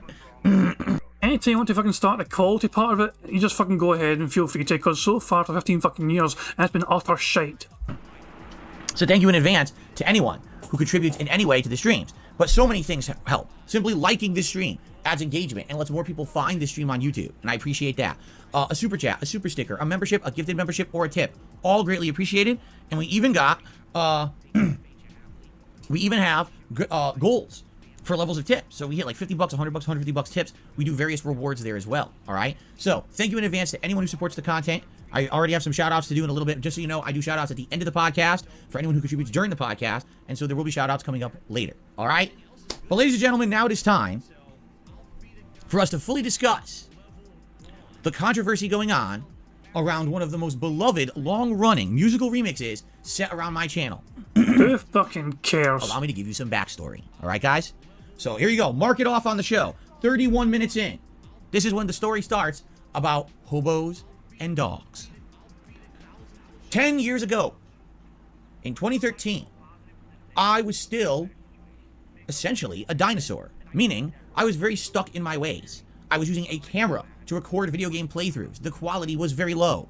The audio sounded like I was in a cave, but a lot of people liked that guerrilla style content creation because it wasn't professional. And people said, you know what? We're not looking for professionalism when we come to DSP Gaming. We're just looking for someone who's playing a game, having a good time, being silly, and it feels like I'm sitting next to my friend on a couch as they play a game. That's the enjoyment I get out of it. Yeah. No, that's not what the fucking thing was, Phil. No.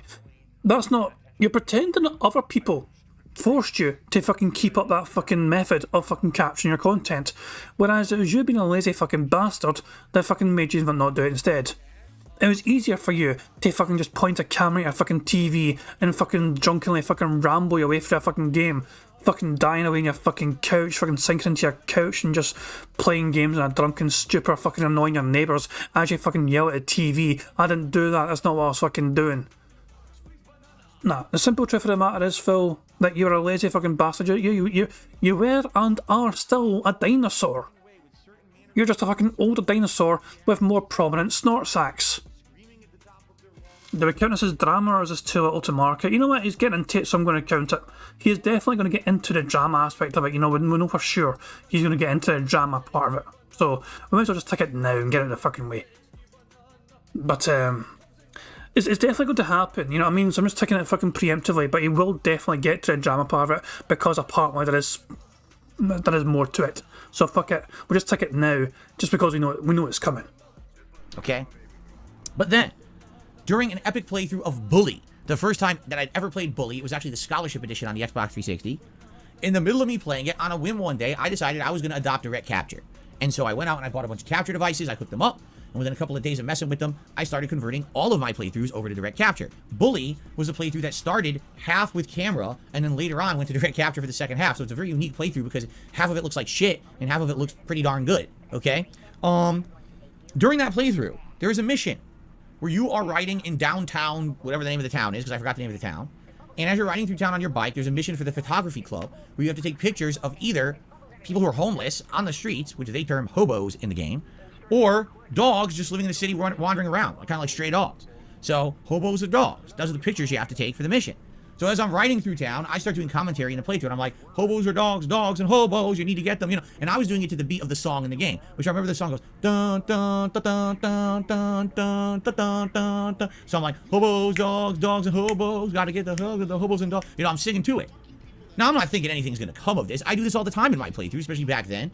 And, someone decided to make a remix of this. Now, back in the day, people making remixes of my content was very, very frequent. People would watch a playthrough, something fun or notable would happen in a playthrough, they would remix it. This all started years and years prior when I was doing my very first ever internet-based run of Mass Effect, and there was a part where I ran into, on the Citadel, I ran into the medical bay, and there was a bunch of criminals that were shaking down the doctor. And at that point, you have to defeat them, and they're actually called thugs. It actually just calls them thugs in the game. So I was playing on the hardest difficulty, where everything's a bullet sponge. So I ran in, and I used my abilities, and it just destroyed the enemies. They got plastered to the floor, and I opened fire on them, and they were just stuck there. Now, the night before, I'd been watching American Idol. Yes, back in 2009, 2010, I was watching American Idol. And at that time, something viral had happened on the show. Oh. Get to the fucking point. For the love of God. Oh my fucking God. Oh my fucking God. This is all irrelevant fucking nonsensical rambling. There was an elderly gentleman who had auditioned, although it wasn't a serious audition, and he was doing a rendition of his song, Pants on the Ground. It was basically a song about the youth of America who wear their pants too loose, walking around with their pants falling off down to their asses. Only he called it Pants on the Ground. So he was like, walking all around with the pants on the ground. The pants on the ground. They got the pants on the ground. So he comes in the auditions. Everyone laughs. He's an old man. He wasn't going to make it on the show anyway. He wasn't really singing, but it was a funny segment. So that day, I'm playing Mass Effect the next day, and I go, oh, thugs on the floor. We got the thugs on the floor. And you shoot them on the face because they're on the fucking floor. So I do this little kind of ditty remix. Ditty. Not P. Diddy, but like a ditty, like D-I-T-T-Y. I do a ditty in my content. It catches on. Someone makes a remix of it called Ghost Drone. And it goes popular on the internet. All of a sudden, it's getting tens of thousands, sometimes hundreds of thousands of views. Like, what the hell? People really like this remix. And this person, like, got a little bit of popularity for doing the remix. They did other remixes, and other people started doing remixes of my content. So, No. You know what? Those old remixes are kind of fucking garbage for the most part. Meerkat does it better these days. Dark Side of the Flow does it better these days. Ludwig does it better these days. These are the true S-tier remixes of your inane ramblings and fucking strange sayings. at that time period, from like 2010 to like maybe 2013-ish, doing remixes of my commentary and content was very prominent on YouTube for people who were fans of mine, okay? So in 2013, this remix gets made of me riding through downtown in Bully Scholarship editions, and I want pictures of hobos or dogs. And he's like, you know, hobos, dogs, dogs and hobos. You know, blah, blah, blah, blah, blah, blah. You know, it's good. It's pretty great. I will get the picture. This is bullshit. It's a terrible frame rate too. Here we go. I need to find a hobo or a dog. I said I need to find a hobo or a dog. I need to find a hobo or a dog. Shut up, bitch! So there you go. There's a little piece. Shut all right? the fuck So up! The person remixed it, puts out the song, boom. Get some views on it. Now the name of the person is 100%. That's actually the name of their YouTube channel, 100%. Okay? They did many other remixes. Some of it was my content. Some of it was other things. And they did this for a little while, and they haven't been on YouTube for 9 years. This is what happens is over time, people do things, and then they kind of, it's their hobby, right? They're not like they're making money doing it. And so we haven't seen this person in 9 years on YouTube. They're just not doing it anymore, all right? But over the years, I used that remix in my content, whether it was referenced in countdowns, whether it was on streams. As you know, when I became a full-time streamer, I was looking for music to play on my streams. Did you get permission, Phil? And so I said, why not? These are fan remixes of my content. Why wouldn't I use them? Did you ask for permission? They made it after all. That way, there's absolutely no risk whatsoever that someone could try to hit me with copyright issues because it's my voice. But someone else fucking making it into something else, making it transformative work, and it's their fucking work. You didn't ask him. I asked Meerkat if it was okay I use his music for this bingo, and he said yes. That's an example of me reaching out to someone else. I mean, I think he made it clear you don't need to ask permission, whatever, but I still felt it was the right thing to do. You know what I mean? I still was like, it's okay. But I went out of my way to say, hey, Meerkat is okay. And he's like, yeah, it's perfectly fine, go ahead. So there you go. It's a good thing to do, Phil, to ask permission, just to make sure it's not going to fucking piss anyone off, you know? It's my remix, right? It's from my content. You didn't do fuck all for it. Just because you fucking said it doesn't make it your fucking content. So let's do it. So that's what I mean. Every day now, I turn on my stream and you listen to this running remix soundtrack. And it's really good that I have these soundtrack from games, 10, 15 years ago in some cases. It's really awesome to have that nostalgic feel, and the fact that people like my content over the years and make these remixes is pretty remarkable, okay? So, that's just how it's been. I've been using the Hobos and Dogs remix ever since 2017 when I became a full-time streamer. And I basically gave up on being a full-time on-demand content creator. And I said, hey, I'm going to do these streams. I'll use my remixes. That means they'll be safe. No issues with fair use or copyright will be good, right? And I have never had an issue, and I mean this, in all the years that I've now been a full-time streamer, 6+ years and counting, all right? I haven't had any issues doing it. It's always been in the clear. It's your content. Like, what's the big deal? It's remixes based on your playthroughs. How could there possibly be an issue? Okay? So Hobos and Dogs has been one of the many songs. I think I have like 30-some songs that I play in a playlist every day on streams. And I use this pre-stream and also during breaks, okay? So what ended up happening? I'll tell you what ended up happening. All of a sudden, the other day I noticed something. I'm looking through my videos here. And I'm looking through everything here on YouTube, and it's saying, you have been claimed. What? And I look at it. So what got claimed? Well, it's my live stream archive. Now, I need to explain a little bit about how I do content on YouTube. I do a live stream every day. As you can see, I'm on it right now, right? This live stream is broadcast live on YouTube, and whenever you broadcast live on YouTube, YouTube auto backs up your streams. So your content is immortalized on YouTube. It shows you streamed, and you're the first creator of that content, and it's yours, and you own it. Okay. However, here on DSP Gaming, I do not keep these streams public. Reason being, take a look at what I do on a stream. Pre-stream music, the level 1 podcast, usually a bathroom break, Begging. then some gameplay, then a Begging. break, then Begging. more gameplay. Then begging. It's like a 6+ hour stream. With 3 hours of begging. And it wouldn't make sense to keep that as the video on demand. It would be so much work to skim through that video. What if you only care about the video game playthrough? You don't care about the music, you don't care about the breaks, you don't care about the podcast. I don't want you to have to skim through that. What if you only care about the podcast? I don't want you to have to skim through everything else to get to just the podcast. So what I do is something a lot of other content creators do not do. When I'm live streaming, I also record separate segments for the on-demand audience. So this way you can watch just the podcast or digestible 1 hour long videos of gameplay. This allows me to upload separate videos to the channel that are more digestible. I can put them into appropriate playlists. Most content creators don't do this. Most content creators either just do the on-demand video or just do the raw, unedited live stream. They don't put in the extra effort to separate their content into separate videos to make it watchable and digestible for you. Extra fucking effort? Bitch, you fucking talking what the fuck's this arsehole talking about? Extra effort. He fucking presses stop record and start record on fucking OBS. Extra fucking effort, my fucking arse. This bitch actually fucking for real. Extra effort. By pressing one button OBS twice. Once to stop the recording and once again to start it. The extra effort is to fucking try and squeeze as much fucking begging in between the unrecorded begments as possible. And then also I was like, alright, okay, I've got it all in my system. I fucking really fucking drilled it into this live, on-demand, streaming audience, whatever, that they need to fucking give me money. And now I can start hitting record again, and fucking all of a sudden it's like, okay, now we're back and all that shit, it's like, fuck off. Let's be real here, let's be perfectly fucking real here. The simplest and most effective way for Phil to fucking do well in the algorithm is to keep his entire fucking live stream up and available.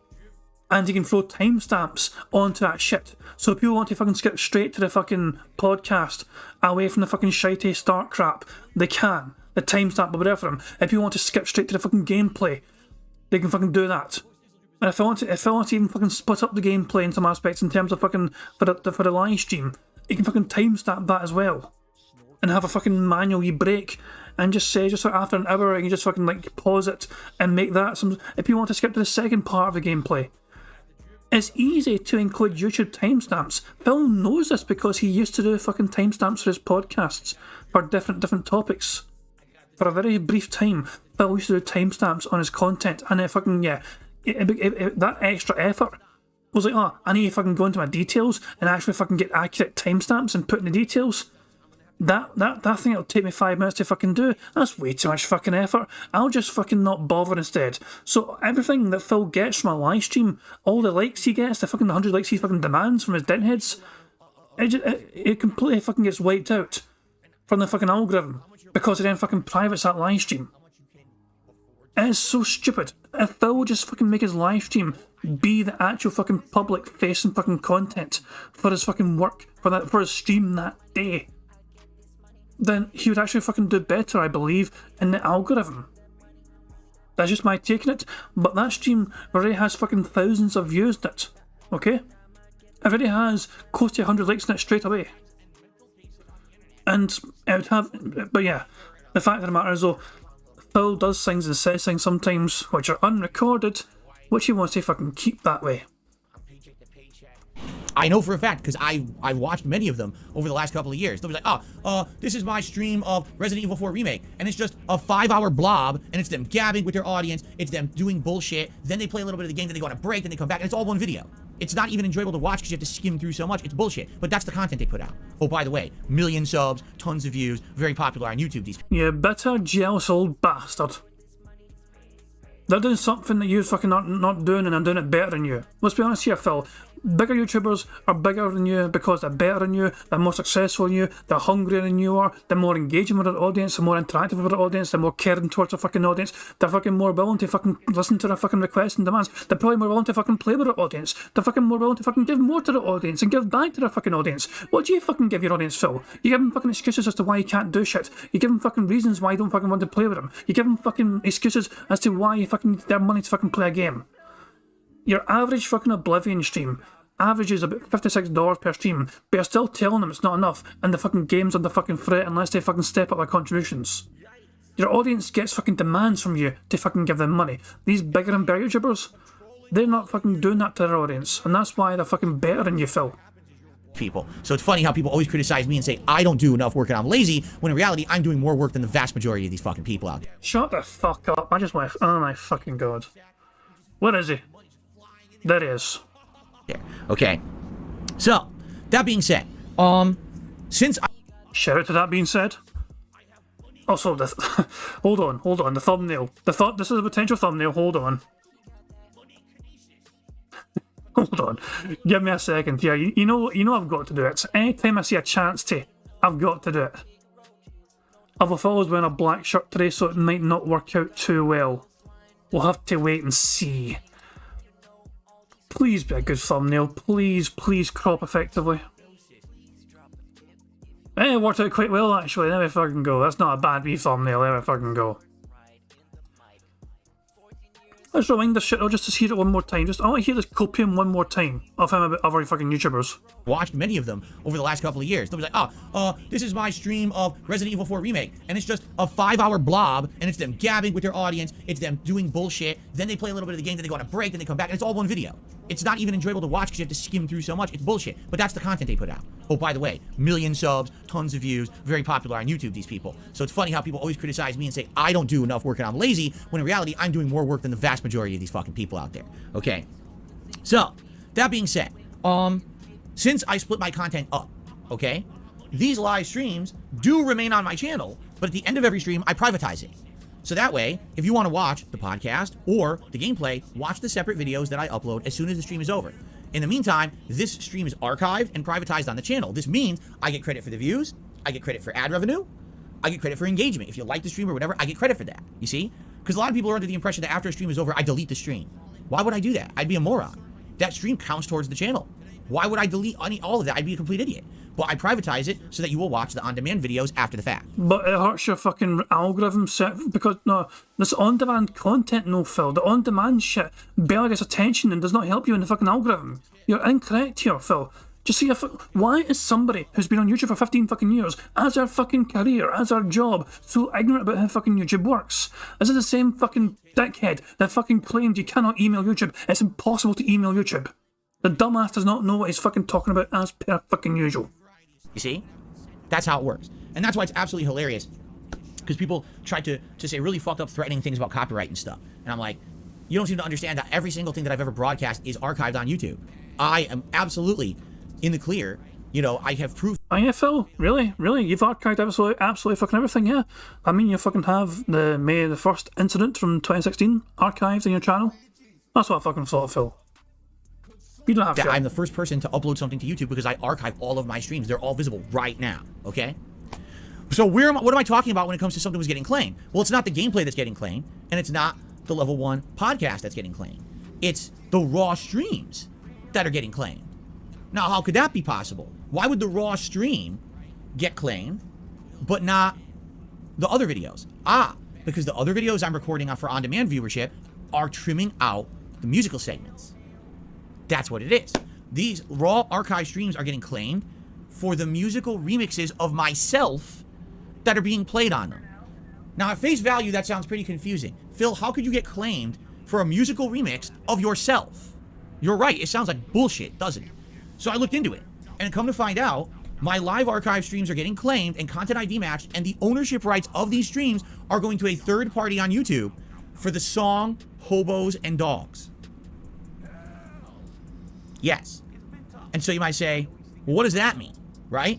Well, what it means is someone is claiming that music in the song remix Hobos and Dogs is their property. They went out of their way and loaded their music into YouTube's content ID match system, all right? And they're trying to make money on it. Now, this is actually something new, all right? Back in January, YouTube launched a new system on YouTube by which people like me, content creators, can license music to be used in their videos. Here's how it works. YouTube has a database. This database is of music, and it could be full-fledged songs with lyrics, it could be instrumentals, it could be anything. A musician opts to load their music into YouTube's database for a fee. When that music is loaded into YouTube's database, YouTube will then scan the entire site for that music. If it finds a match, it will auto-match and give ownership rights of the video where the music was detected to the person who uploaded their music to the system. Now, does that make any sense? Why? Because there's a clip of your song in my video, should you own the entirety of my video? That doesn't seem to make sense, does it? At the best or the most, you should maybe own a portion of the advertisement rights on my video. You shouldn't just own my whole video because there's a clip of music in it. But YouTube is still kind of archaic in this way. Sometimes it'll say, oh, sharing. I don't agree with that whatsoever. Like, if let's just say, for example, I use a clip of Avatar 2 in this bit, for whatever fucking reason. I just for random fucking reference and, hypothetical. Let's say I've got a random Avatar 2 clip and it only shows for like fucking 10 seconds or so. But the fact of the matter is, I've fucking used something which cost millions of dollars to produce, a multi-million-dollar fucking revenue fucking movie. It's one of the biggest fucking movies that's been fucking made. Fact of the matter is, a lot of money went into fucking making that product, so of course if anyone else is going to fucking use it without permission, without rights to fucking use it, then they're perfectly fucking entitled, even if you're using a portion of it, to fucking come after me and say, hey, what the fuck are you doing? If they can come after me and say, hey, that's our shit you're fucking using for 10 seconds, get rid of that fucking shit. In my old FIFA, I used to make fucking FIFA videos, and I actually had a thing before where I actually used like the start of a song one time just to fucking, it was literally for like fucking like 10 seconds or so, and then I cut it, and the rest of the fucking video was just fucking me doing. But for those first 10 seconds, like the video was saying, oh, the copyright claim because you used a part of this fucking song. It's a normal fucking thing to happen to people on YouTube. If you use someone else's song and someone else's fucking work for your own shit, then yeah, they're able to fucking come after you and say, hey, this is our shit. That's just the way YouTube fucking works. So you need to be original, and you're not being original. Revenue, in which case, who cares? But sometimes it'll say, no, outright you've lost ownership of your video and now it's owned by this music composer. And you're like, that super chat got weeding, by the way, in case you're curious. What? How is that fair? It doesn't even make sense, right? So I noticed that some of my stream archives were being completely owned by a third party, claiming that they owned the rights to Hobos and Dogs. But of course, when you click on the details, you find out more. So it's not that they own Hobos and Dogs. They're claiming they own the music beat behind Hobos and Dogs. All right? Now, you would think that 10 years ago, anyone who was making a musical remix for me would have used something that was considered not something you have to pay a license for. Or if they did, they had the rights to use it. You know what I'm saying? Shut you would hope that a fan of mine didn't decide to make a musical remix with something they blatantly didn't have right. Yeah, yeah. Money, money. Oh, money, money. Yeah, yeah. Money, money. Thank you very much. Leo gets a super chat. He says, I just want everyone to imagine Adam Krigler saying, this is rich coming from you, Phil. Yeah, imagine Adam right here saying this is rich coming from you, Phil, right at this very fucking point in time. Look, you guys, it doesn't matter, even if you fucking, like, if the music is owned and made by someone else, then it's going to get fucking copyright claimed. And, and it doesn't mean you're going to fucking lose money on that shit. Like, I made a random wee diss track recently, and I put it on Twitter, okay? I didn't know, it was just a wee fucking small project, I didn't fucking spend a lot of time on it, but I put it on Twitter, and I showed it on stream though, and because I showed it on a bingo stream, and the music, it was just, even though it was just music only, and I fucking put my own lyrics over it, because the music was not, not royalty free or whatever, and because it was like their music, it got flagged by YouTube and algorithm copyright, like a, I don't know what they call it. Actually, let me check my fucking YouTube Studio and see what they fucking said about it. Give me a second here. It was a week or two ago, just saying, what did it say? When does it say restrictions? Oh, here we go. Ineligible. I think it was the 31st of March. Or was it the? Hold on, what was it? 2 seconds. Or was it this one here? Okay, I think I found it. So yeah. Hold on, I'll actually show you guys. So, these are all my fucking bingos, by the way. You see, sometimes if I have content in my bingos at all at any point, and it's like I have footage or or shit which is like not allowed, it will say, and as you can see, I don't monetize anything. Everything is off by default. So I'm not fucking monetizing shit, Phil. The only time I get fucking money is if people want to give me fucking money. The streams and videos I fucking make are all not monetized. There they fucking go. That's how I fucking just to explain that. But as you see, sometimes though, if I've got footage in these fucking streams that actually have fucking things in them, copyright shit, then that's going to get flagged. And it says, copyright, and you can see details for it. And it'll fucking take to the timestamp. It shows you a timestamp. The tune I used for that wee diss track that I fucking showed in my Twitter thing is from like 1 hour 44. Yeah, enjoy. So it's like some kind of bagpipe fucking related, music or some piss, I mean? The thing's on fucking Twitter, Which is why, but I fucking played it on Bingo randomly and shared it, But as I'm saying though, The music, though, was still claimed by YouTube. Which is perfectly fucking fair, because I didn't fucking make that music, you know, and it wasn't like royalty free or anything or whatever, you know what I mean? I just fucking liked the tune and thought I'm going to make a diss track out of this and throw that shit on Twitter. So Phil is acting like it's a big fucking surprise to him, which is... This has been happening for a long fucking time, Phil. I just don't understand why he's acting so fucking confused. Jesus Christ, I don't know. But anyway, back to the fucking bingo. Yeah, we'll just leave Adam there for now. Just fucking saying, you know, this is rich coming from you, Phil. They're claiming they own the music beat behind Hobos and Dogs. All right? Now, you would think that 10 years ago, anyone who was making a musical remix for me would have used something that was considered not something you have to pay a license for. Or if they did, they had the rights to use it. You know what I'm saying? Also, I was going to say something else very quick, right? I have in the past as well, right?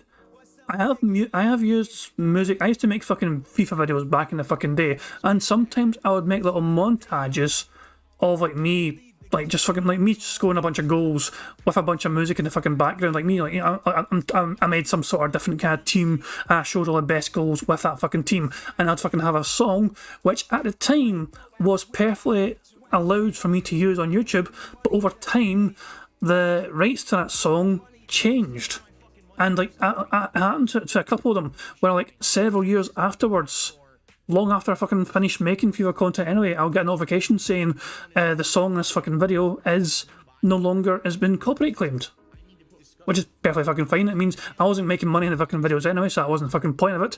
But it's funny how sometimes you can have a thing where sometimes it's fine at a time to use it, but after a certain period of time that can expire, and all of a sudden the person might fucking change their mind about whether you fucking use it. You can, if they want their music to be fucking, you know, free for use or monetized, where it's just, I'm saying, time is a big fucking factor in these fucking things. People can fucking go back and say and just say, like, you know, the song you used back in the fucking day, we're claiming for it now, and it's their fucking right. It's their work, unless you have some sort of fucking contractual agreement with them that they're fucking perfectly fucking entitled to do that. You would hope that a fan of mine didn't decide to make a musical remix with something they blatantly didn't have rights to. Now I'm using it, and now I'm going to get in trouble for it or anything like that. Correct? So, when I see this match, I'm like, this is bullshit. So I talked about it on last night's late night stream. And I was like, I don't believe that this could possibly be someone else's property. Because this remix was made in 2013, but the song that YouTube is claiming this Hobos and Dogs remix is being matched to is from 2015. Yeah, it actually says the release date of the beat that's being used is from 2015. So I did a little bit of research on it, okay? So here's the name of the song that it's claiming it is. You ready? It's called Cold, hold on.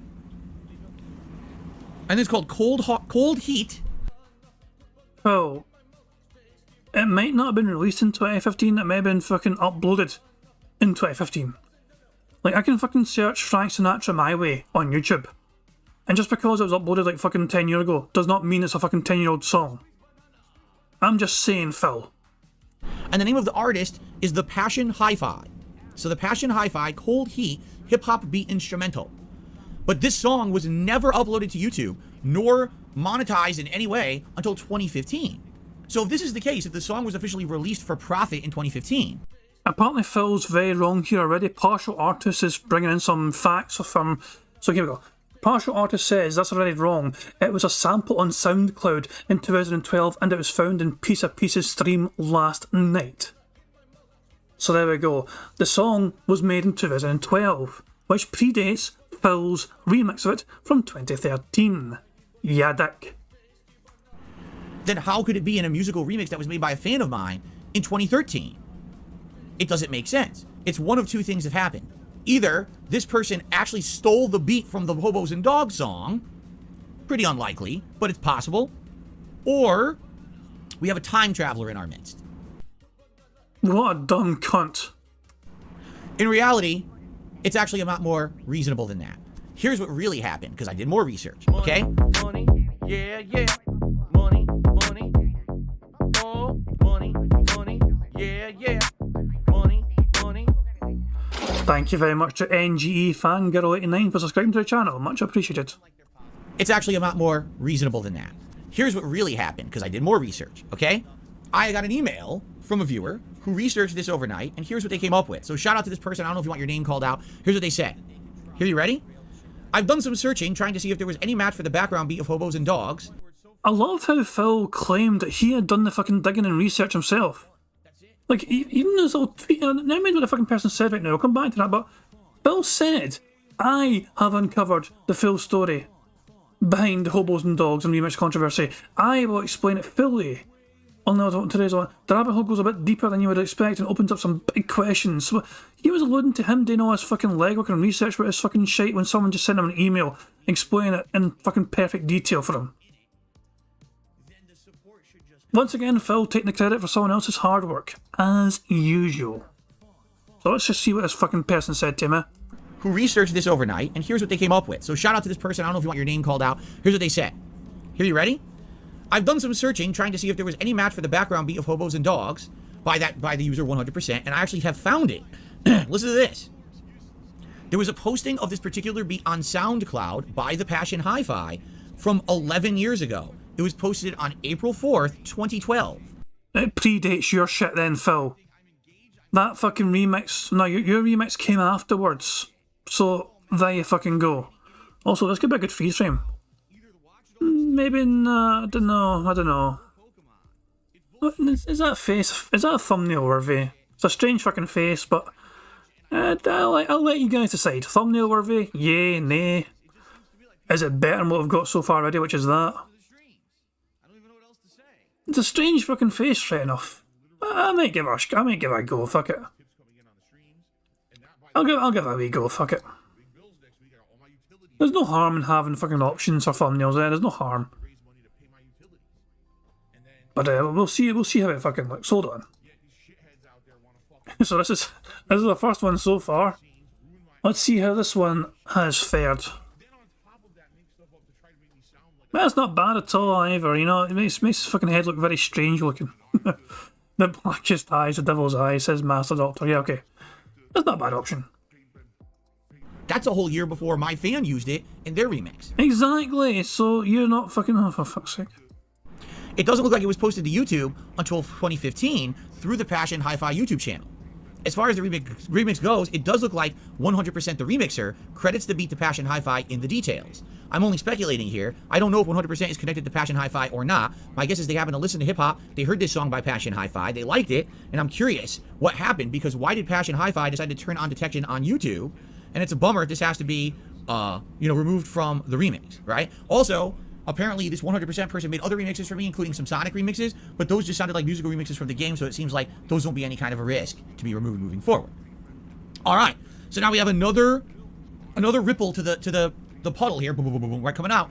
So this song was not uploaded to YouTube till 2015 for profit, okay? But it was used in a fan-made remix in 2013, but it was originally uploaded to SoundCloud in 2012, and my fan credited the song.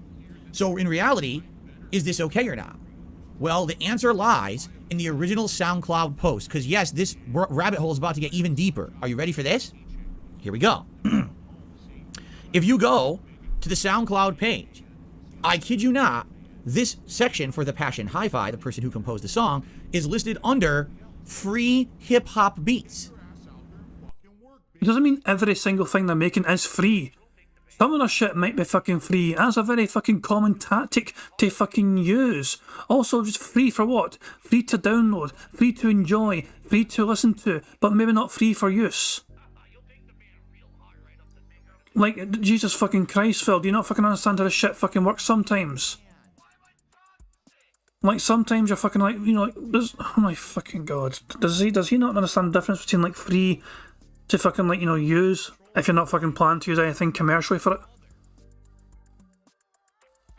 Oh my fucking god. What else does it say, Phil? Free. Yeah, to download. Huh? That's correct. This person uploaded all of their remixes back in 2011 and 2012 to SoundCloud in a free section. Yeah, free to listen to. It outright states in that section. I'm staring at it right now. I'm on the page, and it says official free beats right here. Free to for what, Phil? Free for what? I'm staring at the page, and it says as long as you credit the person for using the beat, you can use that beat in your music, and the page is still there. You didn't do that though, Phil, so get fucked. It's not like, oh, this is outdated and this is no longer true. This is absolutely still standing. You to this day, you can go to the SoundCloud page and you can take music from this person and use it in your own works as long as you credit them. But you never did credit them one fucking bit and you've been profiting off it for fucking several years.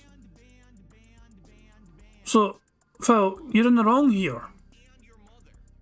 According to the SoundCloud page, okay? So, wait a minute. We got a SoundCloud page from 2011, 2012 saying, here, use this music for free, just credit me. My fan, 100%. Oh my fucking god, does anyone have a link to this fucking SoundCloud page so we can fucking see for ourselves? Oh my fucking god, I'm curious.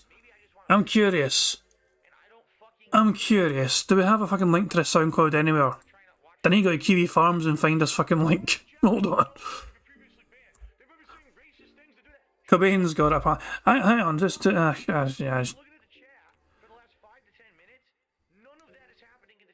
Hold on, let me see if I can fucking find a link.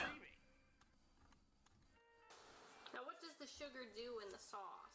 Adds sweetness, adds a contrast. If you don't, it's all gonna be tartness, and you won't have. Give me a sec. Can you post links? You can't. Technically, you can't because you're not a mod. I'll need to rent you. You know, so I could do that very temporarily.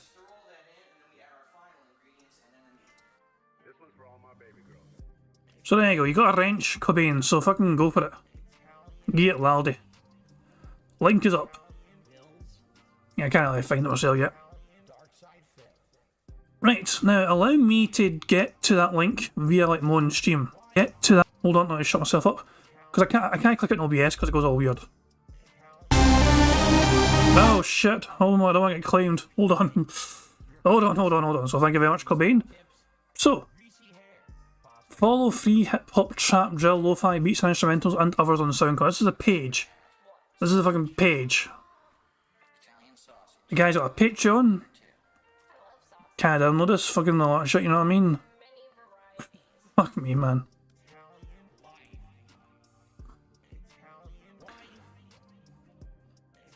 So, let's check out the guy's page. Please note. Here we go. You can use them, so please note, read the terms below before using these beats. You can use them for demos, live performances, films, TV, PC and mobile games and anywhere that doesn't use the Content ID system. You must credit me as the author of the work and link to my website. Music by The Passion Hi-Fi and the fucking website's there, passionhifi.com. This is literally the fucking stipulation and requirements for fucking using this free shit. So there you fucking go. There we go, right fucking there. Anywhere that doesn't use the Content ID system. Guess what YouTube uses, ladies and gentlemen? The Content ID system. So Phil can't use it on YouTube, according to the author of the fucking music. The fucking, I say author. You know what I'm saying? You're not author, but the fucking producer of the music. The creator of the music. Anyway, thank you for that, Cobain. So yeah, go on, Phil. Say it again. What were you going to say, Phil? There. It's not like... Hold up your phone again, Phil, and say it's fine for you to say it and use it. That's correct. This person uploaded all of their remixes back in 2011 and 2012 to SoundCloud in a free section. It outright states in that section. I'm staring at it right now. I'm on the page, and it says official free beats right here. I'm staring at the page, and it says as long as you credit the person for using the beat, you can use that beat in your music, and the page is still there. It's not like, oh, this is outdated. Did he like actively ignore that section then about Content ID? Did he like read the fucking first line only and said, yes, it's fucking, oh my fucking god. I really hope somebody called him out. I hope somebody in his chat actually called him out on it and said, Phil, you're wrong because it says you're not allowed to use it on websites with Content ID, which means you can't use it on YouTube. Please tell me one of his fucking dent heads fucking called him out on it. Please tell me. I cannot fucking believe he's admitted fucking reading that fucking line.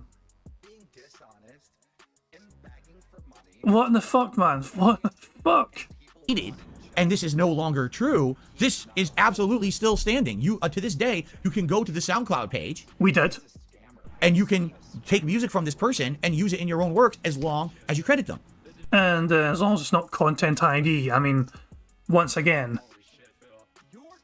So also these fucking requirements here. Anywhere that doesn't use the content ID system, you must credit them as the author of the work and link to the website. So, Phil used it on a website which does have the content ID system, and he also never credited the author of the work. According to the SoundCloud page, okay? So, wait a minute. We got a SoundCloud page from 2011, 2012 saying, here, use this music for free, just credit me. My fan, 100%, did that. They used the beat and credited it in their remix. Therefore, the remix is 100% legally valid, and therefore, I should be able to use the remix in all of my content. But when did you fucking credit the guy? So then, how is it possible that the video is getting claimed on YouTube? Because this person who composed the song took it upon themselves to later on try to monetize the song without ever removing the permissions from SoundCloud. Guess what? That's not legal. Oops.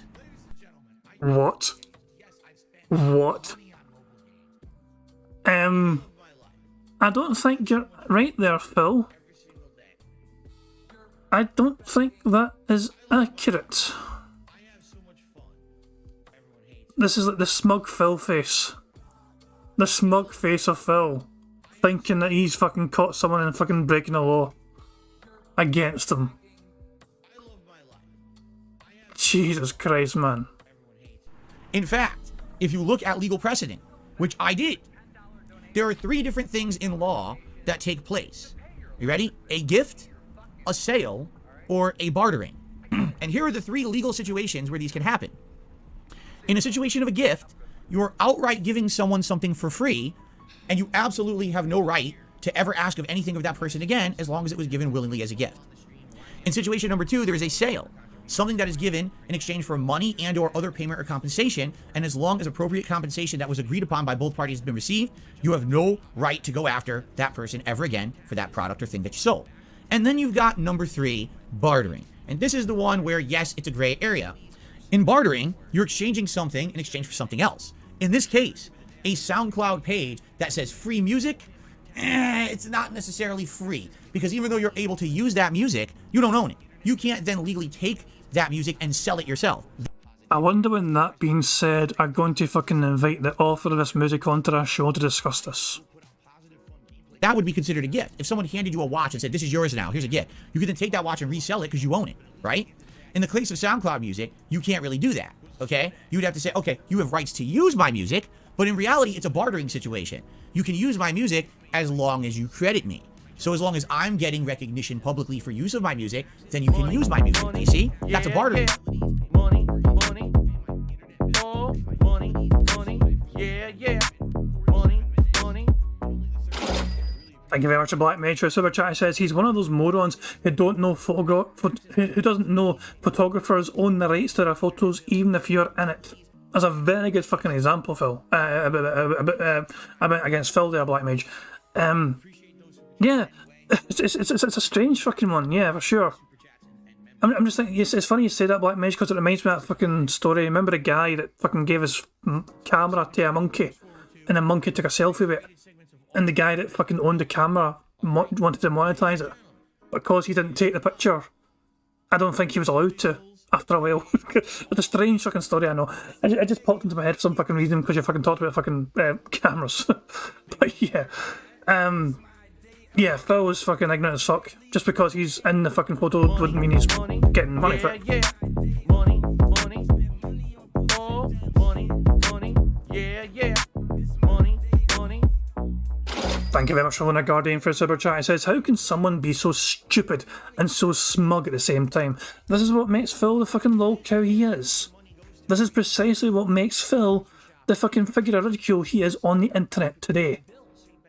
He is always thinking he always knows best when he is he fucking manipulates fucking like his own narrative on a daily basis just so he can fucking be right in that day, even if it fucking proves him wrong from a previous fucking day. He'll just fucking flip the script and just completely change his fucking narrative from the previous day just so he's right that fucking day at that fucking moment in time. That is the type of person Phil is. He doesn't have a fucking clue about fucking copyright shit.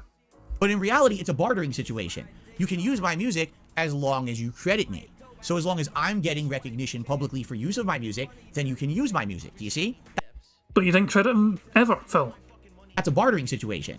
Now, in this case, on that SoundCloud page, it says free right on the page and says credit the artist. As long as that artist is credited in a work, that is 100% legally usable, and that person, that artist, composer, has no legal right whatsoever to claim ownership or try to get any monetary compensation whatsoever. Not accurate at all, Phil. Let's just look at the page one more time, in case we don't fucking drill it into people's heads enough. Please note, read the terms below before using these beats. Phil did not do that properly. You can use them for demos, live performances, films, TV, PC and mobile games, and anywhere that doesn't use a content ID system. You must credit them as the author of the work and link to their website. Phil has done neither of those fucking things. He ignored the fact that YouTube has a content ID system, which he's very aware of, but he still fucking had it in his fucking, he's been doing it for fucking years on that fucking, Jesus fucking Christ, man. So how often does this guy is still active, by the way. He made this 1 month ago, this beat here, the most recent beat here, 1 month ago. So he's still an active, music maker. He's been doing this for a long fucking time, clearly. He has almost 70,000 followers on fucking SoundCloud. I'd like to know their thoughts. Money, money, yeah, yeah. Money, money, oh, money, money, yeah, yeah. Money, money. Thank you very much, Black Mage, for a super chat. It says it's been proven that animals understand bartering, and yet this 41-year-old human doesn't.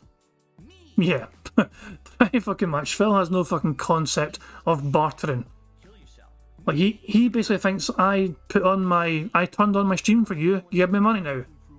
That's Phil's fucking mentality and logic there, right fucking there. It's just, yeah.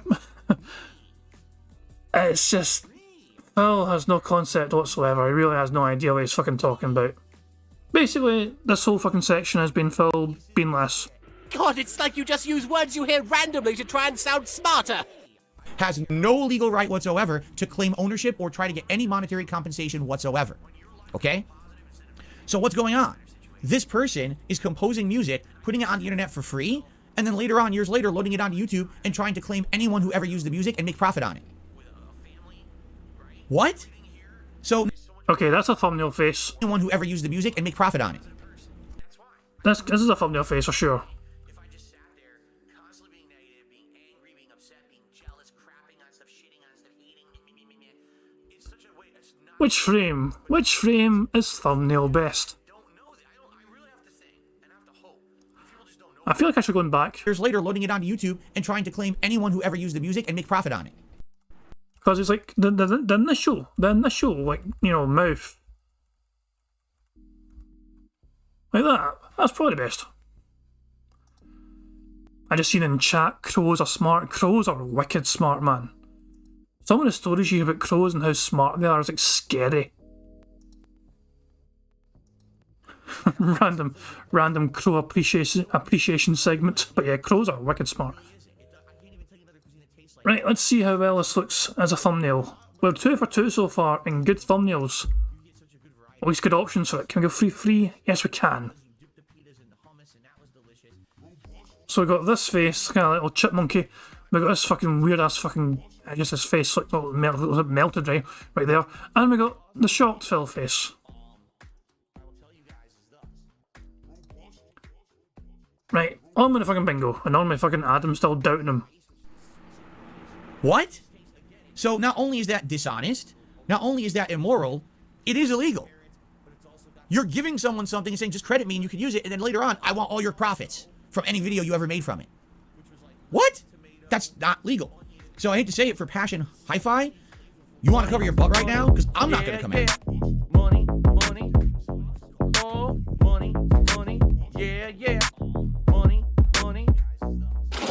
Thank you very much to Shane, Longtime Gaming, for subscribing to the channel. I want all your profits from any video you ever made from it. What? That's not legal. So I hate to say it, for Passion Hi-Fi, you want to cover your butt right now? Because I'm not going to come after you. I'm just realizing this situation right now, and in my eyes... It sounds like you're inviting a certain person who has been claiming and striking people on your behalf to go after him instead. This sounds like you name dropped him massively. You talked to him massively. You fucking tried to say they're doing something very wrong, but then you fucking say I'm not going to do anything myself about it. During a time when he knows there's somebody out there fucking striking down detractor content left, right and centre. Is it just me, or is it does this smell like a hint towards Superhound to try and go after this person in some capacity? Because it really smells like a hint situation right here from Phil. Are being completely open to a whole new realm of fair use and copyright abuse here on YouTube. Seriously, can you imagine how many companies are actually doing this right now? They're probably doing this. Hey, use this for free. Oh, guess what? Claim everyone's content on YouTube and make money later on. That's completely wrong. Now, here's the question. Who is going to sue these people? No one. I'm not going to sue them. I don't care. I'll tell you right now, as of today, I've officially decided I will not use that remix ever again in my content. And it sucks because the remix is great, but what are you going to do? I'm not going to legally go after this person. I mean, I could if I wanted to, because it's black and white. They screwed up. They can't be doing what they're doing, okay? So whoever it is who's in charge, you know, if this person is with a record company, if this person is with a publisher or whoever it is, what they should do immediately is shut down the SoundCloud. If you want to monetize your content, you have the legal right to do that. And by the way, I like that beat. I recommend you go check out the Passion Hi-Fi's content because it's good. It's actually good beats and everything. I like the content. It sounds great. And hey, buy some of it if you like it. But this guy has absolutely no legal right to give something out for free and then later on claim rights to it and try to make money on it. That's illegal. It's blatant abuse of copyright and licensing and everything. It's multiple laws are being broken here. So this is the problem with YouTube's automated systems. They're not accounting for any of this. So by the way, you might say, well, wait a minute. What's the big deal? If you get claimed, what happens? Well, nothing. You lose all advertisement rights to your video. Wardog leader is going nuts in the fucking chat. Jesus Christ. I'm half tempted to try and... Wardog, are you free to rant on the call? If you want to rant on call just to get out your system, pal, you're welcome to join me. I don't mind. So I can drag you on if you want to fucking rant on call if you're available, because seeing you lose your mind in chat, it feels like you need to vent. So... he's out to get dinner and watch... Okay, fair enough then. He's out to eat dinner and watch Picard. Those things are far better than Phil, which is fair enough. But yeah, Wardog Leader's going out his mind in chat here. He's saying... let me read it. So, he has completely missed the fucking text about not using it on a claim ID site, content claim ID site. How the fuck can you be this stupid? He really does just pick and choose what he fucking reads. Precisely. Exactly. It's impressive how Phil picks and chooses the certain words in a document for him to use for his own, point. It's like Evil AJ, and This Is How You Don't Play. Remember Phil claiming Evil AJ gave permission for Phil to fucking react to This Is How You Don't Play? And he ignored the fact that that person was asking specifically about This Is How You Don't play Metal Gear Solid 3. So Evil AJ did not want Phil to react to his original This Is How You Don't Play. Evil AJ never gave Phil permission to react to the original Metal Gear Solid This Is How You Don't Play. Or Metal Gear Solid 2 This Is How You Don't Play. That was about, when Evil AJ made that tweet a long fucking time ago just saying do whatever, that was about this. That was about Metal Gear Solid 3 This Is How You Don't Play. So completely different fucking video altogether. And even when fucking Evil AJ went back and said, look, I don't want Phil reacting to anything, Phil ignored that and said, you know what, I'm going by the one time he said yes about a different fucking video, and I'm going to use that for my own fucking benefit here and manipulate the wording for my own personal gain. That's the type of person that Phil Burnell is. He just fucking makes up his own... He sees what something says, he removes some words so he can fucking fit his own fucking, narrative. His own liking for his own whatever he wants to do. Well, what if you want to get advertisement rights back? You can do that. There is a new system in place, okay? The new system that was just launched in January is that you can purchase a musical license from YouTube in order to use that song in the future, okay? How does it work? Well, what happens is you click on the video affected and you click on buy license. And if you buy the license, you have the ability to use that song in your video and you get all your advertisement rights back, okay? Well, how much does a license cost? Are you ready for this? Are you ready for this? A license for music on YouTube costs $25 per video. Motherfucker actually used this fucking soundbox. Of course we don't have fucking soundbox on the goddamn fucking thing anymore, but fucking remove that shit. Per video.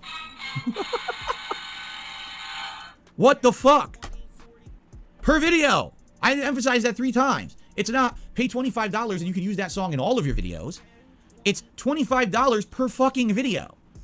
Well, Phil, you make on average about $100 to $200 per stream, so you can afford that technically. Never mind just per stream. You also fucking make, you know, let me just think here off the top of my head. On-demand views, probably a few $100s on on-demand views as well. Money, yeah, yeah. Money, money. Oh, money, money. Yeah, yeah. Money, money. Thank you very much for Black Mage for super chat. It says, counterpoint, you make 10k a month. Extremely good fucking point. Phil is making on average about 10k a month, yeah. So, yeah, Bankleaks is fucking asking, can anyone in chat fill me in on what he's talking about? Basically, somebody who made the original beat for one of his fucking songs in the pre-stream, before the fucking show even begins, claimed against him because he made the fucking beat first. This person called it Passion Hi-Fi. And they have it specifically... So, Phil has chosen to ignore these words here. He's seen the word free hip-hop trap drill beats, not shit. Because he's seen the word free beats, essentially, Phil thinks, great, I can use this. And he also seen the thing here where it says you can use them for demos, live performances, films, TV, PC, mobile games. He's seen this bit. And he seems to have actively chosen to ignore the words anywhere that doesn't use a content ID system. YouTube uses that. And he also seemed to ignore the fact that Phil has to credit the person as the author of the work and link to the website, which Phil never did. So Phil is ranting and raving about copyright shit, claiming this guy's breaking the law because he's fucking retroactively fucking going back to try and fucking claim these tunes being used on YouTube, when it's very clearly stated on the guy's SoundCloud that you're not fucking allowed to use them on websites which use a content ID system, which YouTube does. So yeah, I'd love to hear this fucking guy's response. I mean, imagine this guy seeing this fucking segment. Imagine Aquateal clipping a segment and it going viral and the Passion Hi-Fi hears about it. You know what I mean? Like, what would they say? I'm curious to see what they fucking say about it. I really am. I'm very curious. Does this person have a fucking Twitter at all? Do we know anything about this guy? Does this person exist on Twitter? Do they know already? Do they have any idea? They have a website after all. They don't have a website after all. Never mind. That just shows you though. That shows you how old this fucking thing is. This is not some sort of recently fucking updated thing. If that website doesn't even fucking exist anymore. How old is this fucking little blurb here? It's not as if this fucking guy just fucking updated it on a fucking randomly, very quickly. Because the website does not exist anymore. It's a 404 fucking page. Died Alice Weeb says his YouTube channel hasn't posted a video in 6 years, but he's still making music. This is a month ago. This track here was 1 month ago. So he's still actively making music. So he's not aware of anything. He's still, you know, here. He's still, you know, active and making beats. And you can use that song in all of your videos. It's $25 per fucking video. So if someone wants, let's say for example, I mean, this did not happen to me, thankfully. But let's say for example, I had a web series, and that web series was popular, and the theme song to the web series used a beat from this guy, the Passion Hi-Fi. And I got the beat off the SoundCloud page 10 years ago, and I've always credited this person. Now, this is a series that gets millions of views. So I don't want to change the theme song, because the theme song's great. It's synonymous with the series, right? It's you know what I'm saying? It's amazing. It's absolutely, it blows you away, right? This is what I want. I want the series to continue with the song. They could literally now shake you down and say, well, if you want to use this, you have to pay us $25 per video. Well, my series has been running for 5 years. I put out a video a week. There's 400 videos. Okay, pay us $25 per video. You never credited them at any fucking point in time ever, Phil. Times 400. Oh, I was just writing that just to get a full fucking context. Song. They could literally now shake you down and say, well, if you want to use this, you have to pay us $25 per video. Well, my series has been running for 5 years. I put out a video a week. There's 400 videos. Okay, pay us $25 per video. Times 400. Yeah. That's how it works. What kind of a system is that? a kind of funny one. Dasha sent me the guy's YouTube details. So let me just kind of quickly get that up. There we go.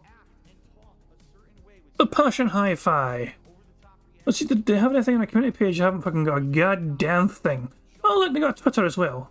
So the videos are still, say, the most recent videos 6 years ago, as you said. No live streams? No, of course not.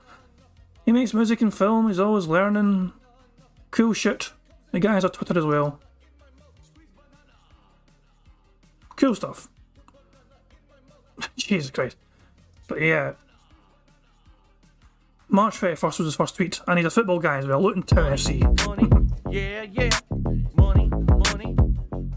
Oh, money, money. Yeah, yeah. Money, money. Thank you very much to Black Major Super Chat. He says, wanting to get paid or work is a shakedown now. Paid for work, I see. Wanting to get paid for work is a shakedown now, exactly. Fuck me, man. So the guy's obviously active. Man, he loves his fucking football, doesn't he? That's what I'm saying. These are tweets from, like, he's talking about tweets. This is like, he was tweeting a day or two ago. The guy is active on his Twitter. So there you go. He's got different websites here, you know what I mean? He's like dopesonics.com, eviltwinrecords.com, madewithrobots.net, thepassionhifi.com. I thought this was like dead. Yeah, this one is dead. Update your fucking links, pal. But yeah, Hooligan Soul Studios, there you go. So yeah. The guy's active on his fucking... he's also caring a lot about football these days, but he's still making music as well. And look at this as well, March 24th, he just uploaded number 144 to SoundCloud with a free download. So he's still, and amongst all the fucking football loving antics of his, he is also making music on the regular.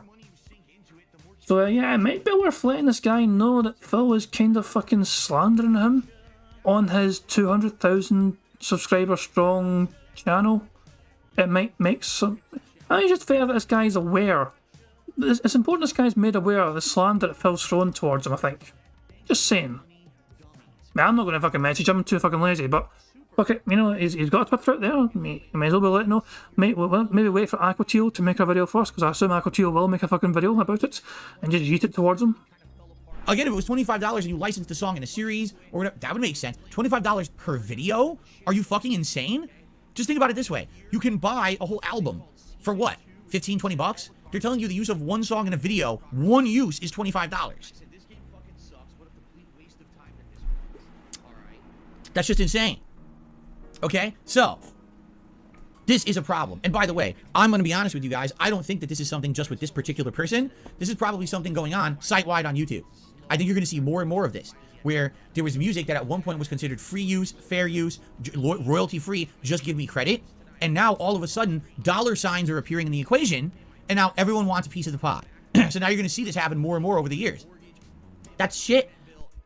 I like how I don't have to worry about this kind of shit, because for me, I don't monetize my fucking content anyway. You know, sometimes, as I showed you earlier on, like one of my fucking... Sometimes I do get streams that get copyright claimed, but because I don't try and make fucking money in the fucking first place, you know, I think that basically means that sometimes ads might occasionally appear in my content which are copyright claimed, but that's nothing to do with me because it's a person with the copyright material in that content at the time. So that's basically the one downside to that fucking happening. But other than that though, it's never usually a fucking worry for me because I don't fucking monetize shit. That's really shitty, you know? That's pretty, not only, again, it's not only immoral and dishonest, but I'm pretty sure it's illegal. I mean, you'd have to have a legal expert come in here. So he is calling this person illegal, immoral, and dishonest. You know, like he's accusing the guy of being a criminal. This is kind of, you know, I do hope Passion Hi-Fi is made aware of all these slanderous claims being thrown towards him by this uneducated buffoon. And really weigh in on it. But if I were someone involved, immediately I would say, get rid of the SoundCloud. Delete the SoundCloud overnight. That would be the way to protect your own butts, right? Don't keep giving out free music because someone could come after you legally for this later and say, what are you talking about? I'm not paying you for this. You gave it to me for free years ago. We bartered. I gave you credit. I have the right to use it. Tough shit. And they can take you to court for it. And you don't want that, right? Personally, for me, I don't care. I'm not going to use that remix anymore. I've already had a bunch of my streams, my archive streams claimed as a result of it. I checked. The thing is, once the algorithm starts running, it's going to keep running. And as I check here, I'm not kidding you, pretty much every pre-stream that I ever ran, I not really appreciate, but every archive stream that I ever ran that had hobos and dogs in it is going to get claimed. They're all getting claimed. Now, they're all privatized. So for me, it's best case scenario. I'm not losing anything. I'm not running active ads on those streams. They're not even visible. I split my content up between gameplay and the podcast. You guys don't even see the music after the fact of the live stream. So it's no big deal for me. But how many other people could possibly be affected? Hundreds? Thousands?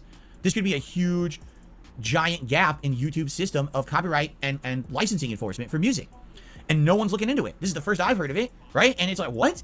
How can you have someone 10 years ago give you permission to use something, then all of a sudden, without even notifying you, I guess they've rescinded it, and now they're going to charge you for it, and now they automatically claim all your content on YouTube that ever used it? What is that? You know? So, it's this simple. That's the situation. It sucks. Hobos and Dogs is actually a great remix. It's one of my favorites from over the years. It's a classic that people like to hear on the streams, correct? Sure. And we're in a situation where I just can't take, the risk of having my content lose monetization rights because someone is blanket claiming something like that on YouTube. So I'm not using Hobos and Dogs anymore. If you want to watch the Hobos and Dogs remix video, there's a whole video associated with it, and you want to hear the raw song, go check it out. It's at 100% YouTube channel, and they also have a remix there of Sonic, and they have other things from back in the day, like over 10 years ago, clips from my channels and things. So I would go give it a look and enjoy. You know, if you like that content, go enjoy it, and there you have it. You know, I hope that you do enjoy it. But it's pretty messed up that this situation's happening, quite frankly. And again, if it were me, this is me giving advice, and they don't have to take it. But if I were the Passion Hi-Fi or their publisher, whoever the company is, I would just remove the SoundCloud page immediately. Don't keep any more liability out there. The thing is, now it's been archived. Everyone knows it existed. But I would get rid of it now, because anyone who downloads anything off that SoundCloud that says it's free, and then you claim it on YouTube after the fact, you could get sued for that. You can't do that. You can't be claiming shit like that, you know? So that would be my advice. And, you know, I don't think anyone's going to go after them for the music, quite frankly. Hopefully. It ain't going to be me, because like I said, I'm now removing myself from the situation, but it just sucks the situation even happened, and I think this is something that's going to happen moving forward on YouTube. No one's thinking big picture about this shit. YouTube sees dollar signs, music publishers see dollar signs, no one thinks of the legality of anything. It's really dumb. That, again, this is what's happening with technology. We're moving at such a rapid pace forward. No one's sitting down and thinking, does this really work? Is this what we should do? Instead, it's just keep moving forward and we'll fix the problems later. I mean, is that not the definition of YouTube? I want a lawyer to fucking react to this shit. Keep running forward at 1,000,000 miles per hour, and any issues that happen along the way will clean up after the fact. That's the dumbest way to operate a business or any kind of technological advancements. It's stupidity, right? Absolute stupidity. So, what can I say? It is what it is. Adios to Hobos and Dogs. It will be remembered forever. I love the remix. It's like ingrained in my brain.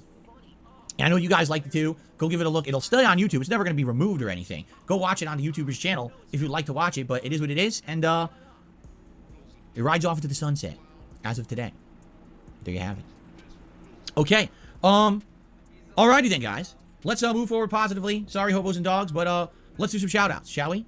Alright. We start off today with K-Styles, who re-upped their membership for a whopping 23 months. They're about to be at a 24-month... record here, 2 years, which means they're going to earn their rose gold crown very soon. And they say, finally, I cannot wait to go to Hell A to smash some zombie heads this week. So, yeah, that is a reference, obviously, to Dead Island 2 on Friday. And again, I'm on the fence about it. I would love to hear your opinions on it, especially once reviews start coming out for Dead Island 2. You know, do you want to see me play it or not? Let me know, okay? O-Rings, re-up their membership for 10 months. Thank you, O-Rings, for your ongoing support of the channel. Leon Reaper did a £5 super chat. Thank you, Leon Reaper, for the £5 super chat. I appreciate that. WH the Tay Yab. I have absolutely no idea how to really pronounce that name. Also did a £1 super chat. Thank you for that. Yeah, I really have no idea how to pronounce that. Let me get you on the leaderboard, though. Look, WH. So, WH the Tay Yab. It's a unique name, that's for sure. Thank you very much. And then Average at Best just re-upped their membership for 2 months. As rest in peace, all hobos and dogs go to heaven, with the prayer hand emojis. So there you go. Oh my god, we actually got fucking prayer hands because I felt like voicing what the emoji was. That's our first bingo of the game. I didn't actually fucking anticipate us getting prayer hands. So that's the first bingo. Hopefully we can get following up with more bingos on the board. We're not actually that far away from a full house. We are 7 away. But hopefully they'll come thick and fast with these fucking, contribution shoutouts. Alright. Average at Best, thank you for that. We got one tip this morning, and in reality, it's an overnight tip. Alright, it's a $1 tip, and it's from Slayer. who says, I was wondering if you're undecided on Dead Island 2 or not. I think we've answered that today. I was thinking if you want to see some gameplay of the game for an upcoming episode of DSP versus the Internet, or are you going to wait to decide before Friday? Well, the thing is, it comes out Friday. So, I would say, let's see what happens this week. But for now, I'm definitely holding off on it. Because, again, I really don't want another Dying Light 2 situation.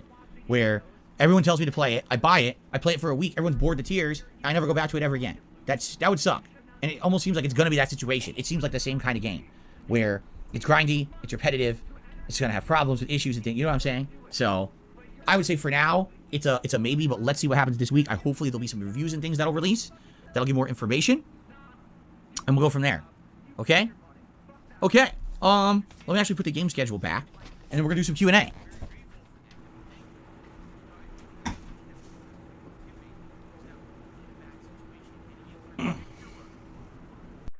Q&A is, of course, another fucking bingo.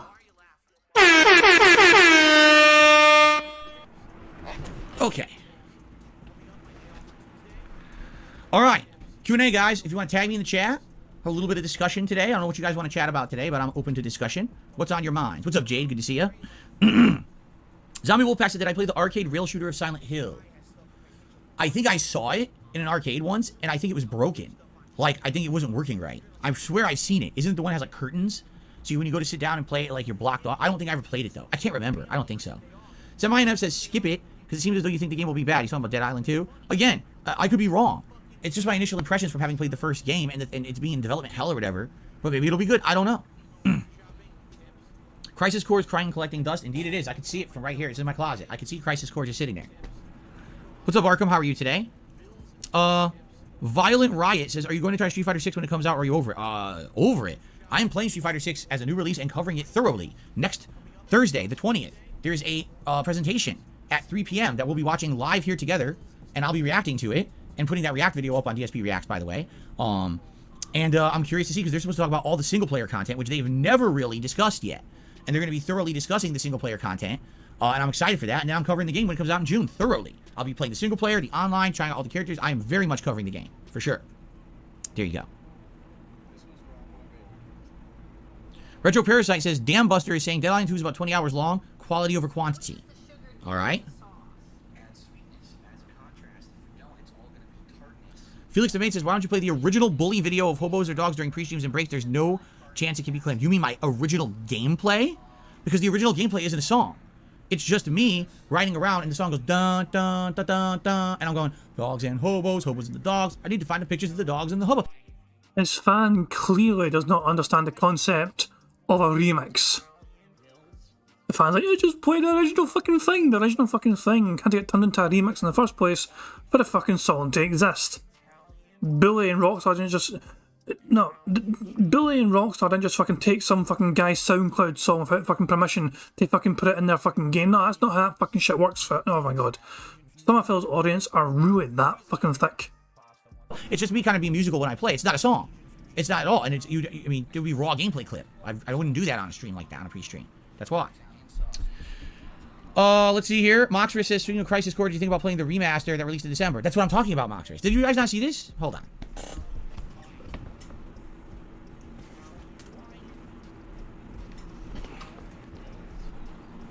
I have it. A fan donated it to me in December. So I have it on the Switch right here. I can play it whenever I want. And I offered to play this back in December, and you guys said no. I offered to play it in January. You guys said no. I have it. I can play it whenever. Whenever you guys want, we can pop it right in and play it on Switch. So it's up to you. It's up to you guys. There you go. Moxra says, oh, my bad. To be honest, the Switch version is horrible. So I own the game on the Switch, and you... Well, I want to see you play it, but not the Switch version. Oh. Oh.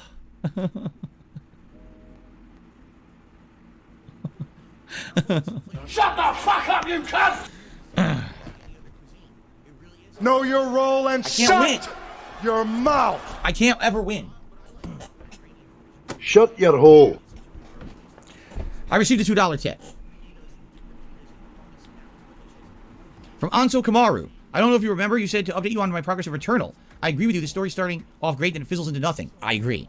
I lost all motivation to play because I don't care about the main character or the story or world. The gameplay and overall mechanics are fantastic, though. I pretty much dropped it with no motivation to go back.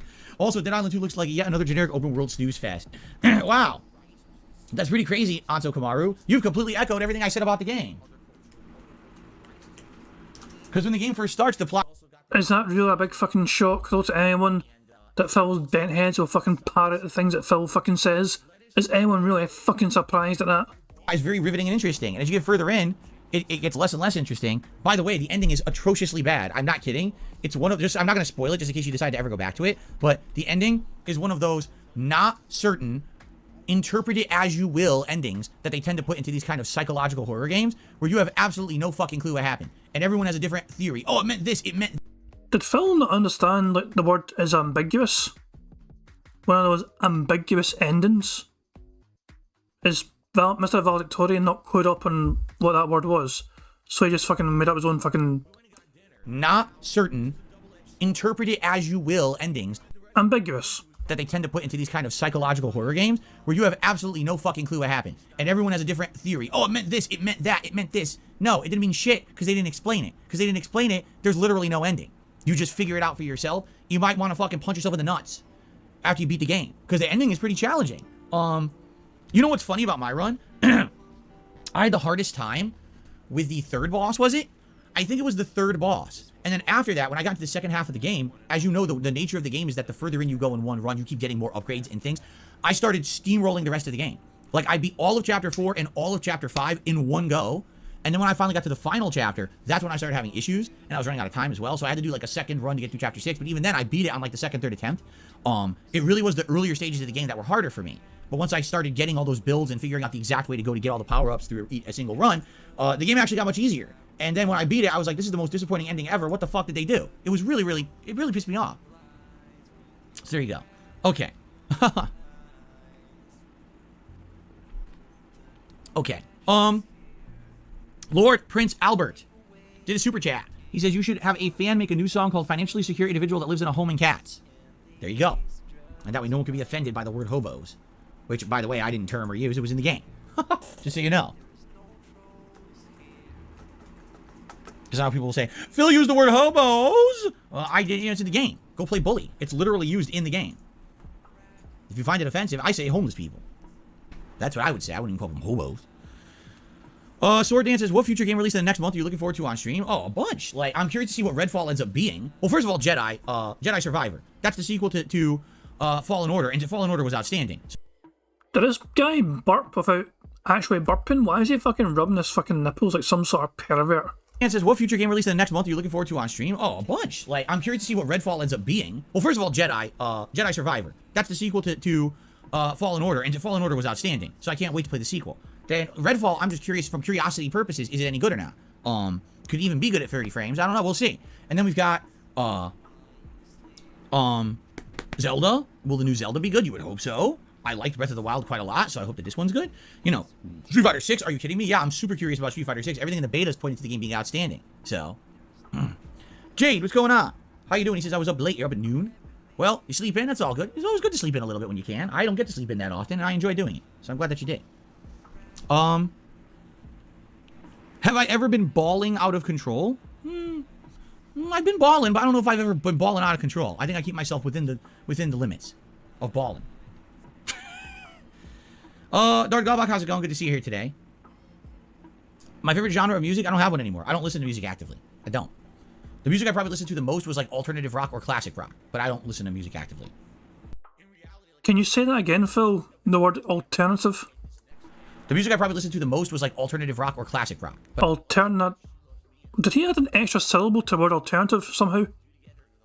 Am I going out of my mind, or did he somehow add an extra syllable to the word alternative? I need to slow this shit down. Or I don't listen to music actively. I don't. The music I probably listened to the most was like alternative rock or classic rock. Alternative. I swear I'm hearing an extra fucking syllable. The music I probably listened to the most was like alternative rock or classic rock. Alternative rock. Is it add an extra nat here? Alternative rock. Alright, why does he butcher a word so goddamn much? I wrote it alternative rock. Alternative. I don't know. I'm moving on. 1.5 speed, by the way. We're speeding fucking things up. Rock, but I don't listen to music actively. After one more time, we hear it at fast speed. I don't. The music I probably listened to the most was like alternative rock or classic rock, but I don't listen to music actively. Did I ever ride on a camo? What is a camo, Willow? I don't know what a camo is. You mean camel? No, I don't know what a camo is, though. Am I down to clown? Am I down to clown? What do you guys think? Am I down to clown today? We're always down to clown around here. I mean, I put on my red nose, my white face paint, my big puffy rainbow-colored hat, my water-squirting flower, my big floppy clown shoes, my big, you know, fucking pillow puffy outfit onesie. It's time to go. What is going on? What are you talking about? Down to clown. Am I down to clown?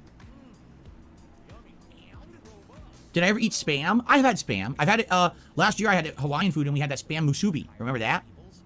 It wasn't very good. There you go. Jade is ready to play Street Fighter 6. I know, because of the accessibility, correct? Me too. What I'm hoping for Street Fighter 6 is that there's going to be a lot of content for everyone. I'm hoping that for the first time ever, all right, there's a Street Fighter game that is not just for competitive players. I hope that this is a game that's very good for casual players, both with offline content and online content.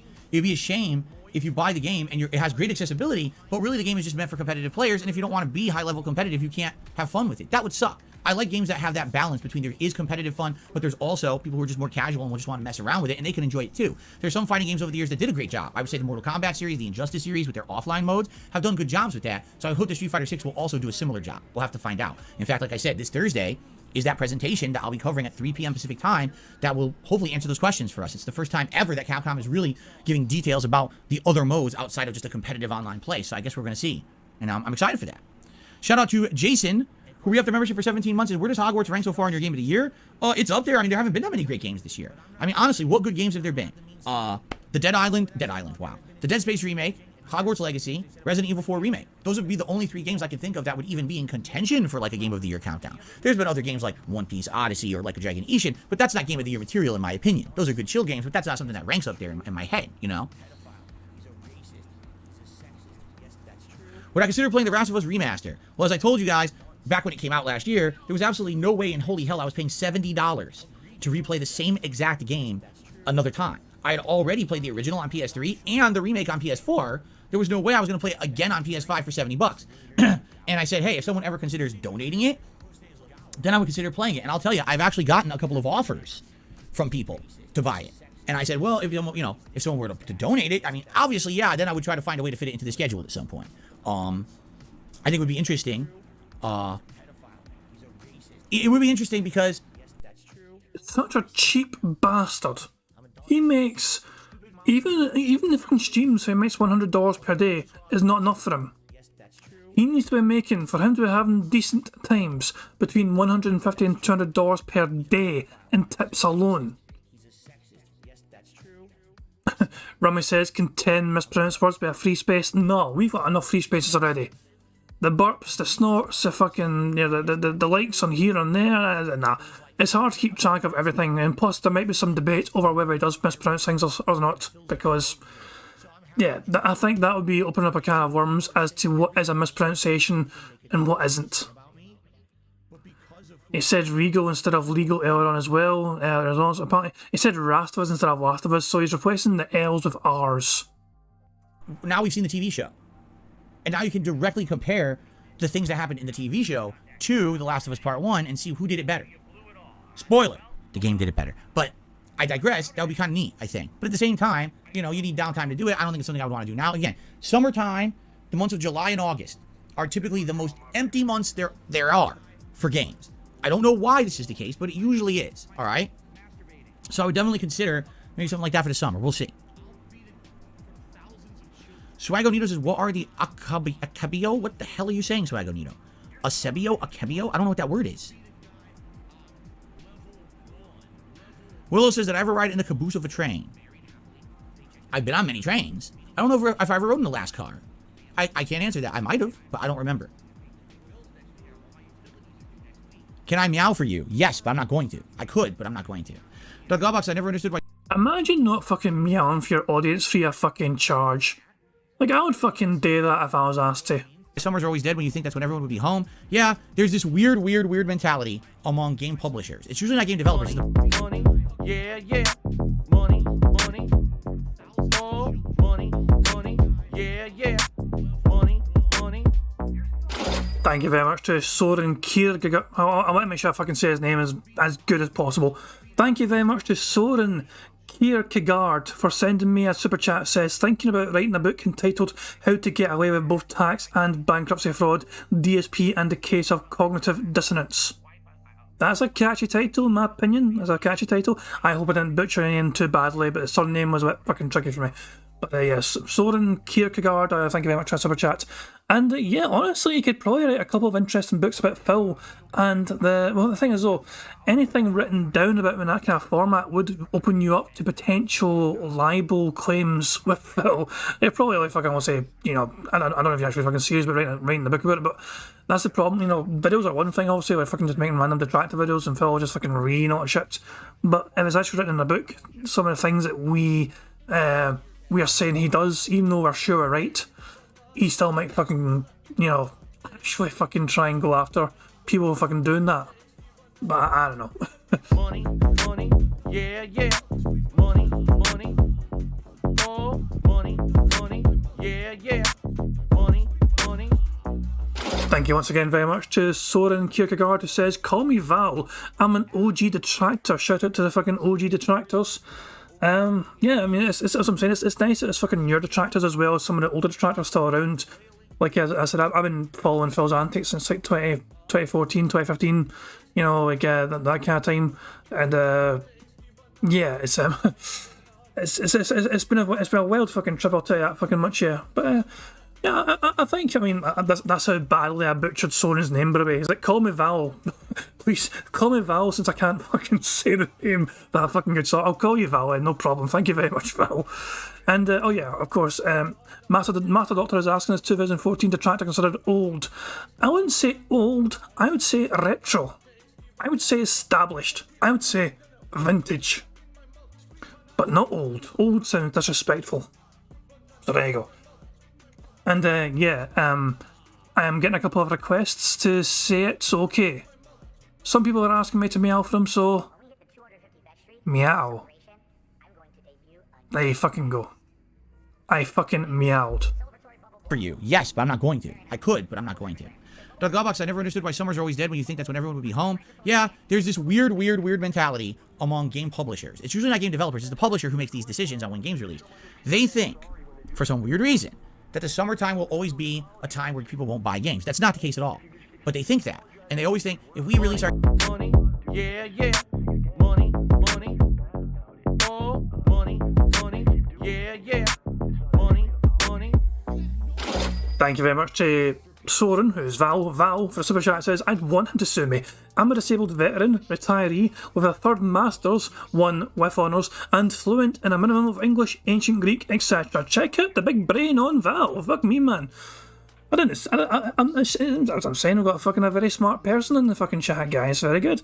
If you're actually serious about writing a fucking book on Phil, I think it'd be an interesting read. But it's one of those things where it's like you'd have to fucking make sure the research is, like, you know, down. Like, there's so much out there. There's so much on the internet about Phil.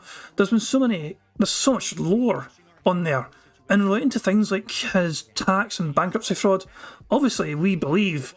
I have a theory, which I've always stressed as a theory, but I do genuinely believe that Phil passed off those microtransactions as business expenses.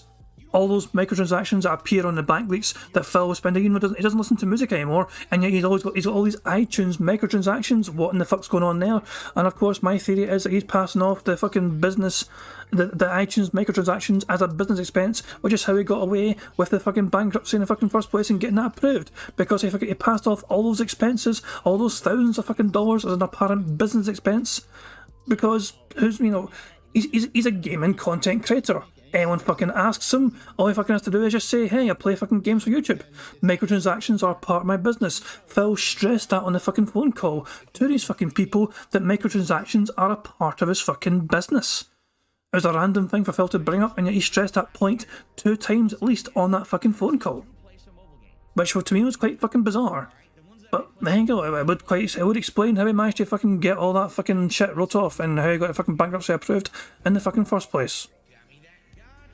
But yeah, I'll say that's my running theory, and I've always stressed it's a theory, but I mean, there's a lot of fucking things to suggest that is the case.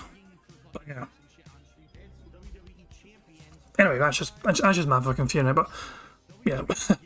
As I'm saying, it would be interesting to see a book though, that just kind of chronicled and fucking, you know, just structured in a perfect way, just to fucking say how did this person like fucking defraud his country or some bitch, you know? I don't know.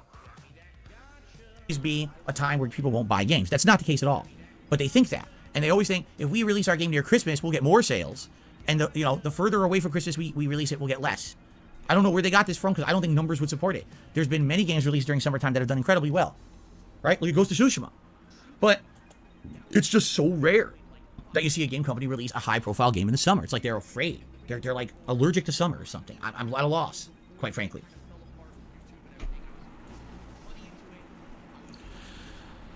Ponderous Query says, thoughts on the last Ronin TMNT game being made? We already talked about it. It looks like it may be in the vein of like God of War or something. If that's the case, it could be pretty sweet. An actual serious TMNT game, because there really haven't been any, right? I mean, you had classic games from back in the day on the NES, side-scrolling beat-em-ups that everyone loves from the arcade days, and last year's, Shredder's Revenge or whatever it was, which was a really good game, but have we actually... Did he say Shredder's Revenge or Cheddar's Revenge? Revenge of the cheese. Cheddar's Revenge. Loves from the arcade days, and last year's, Shredder's Revenge or whatever it was, which was... Okay, to be fair, I actually did say Shredder's. No, fair enough. Really good game, but have we actually had any serious Ninja Turtles games that have been worth playing? Not really. So it'd be really cool to see like a AAA style game, I guess.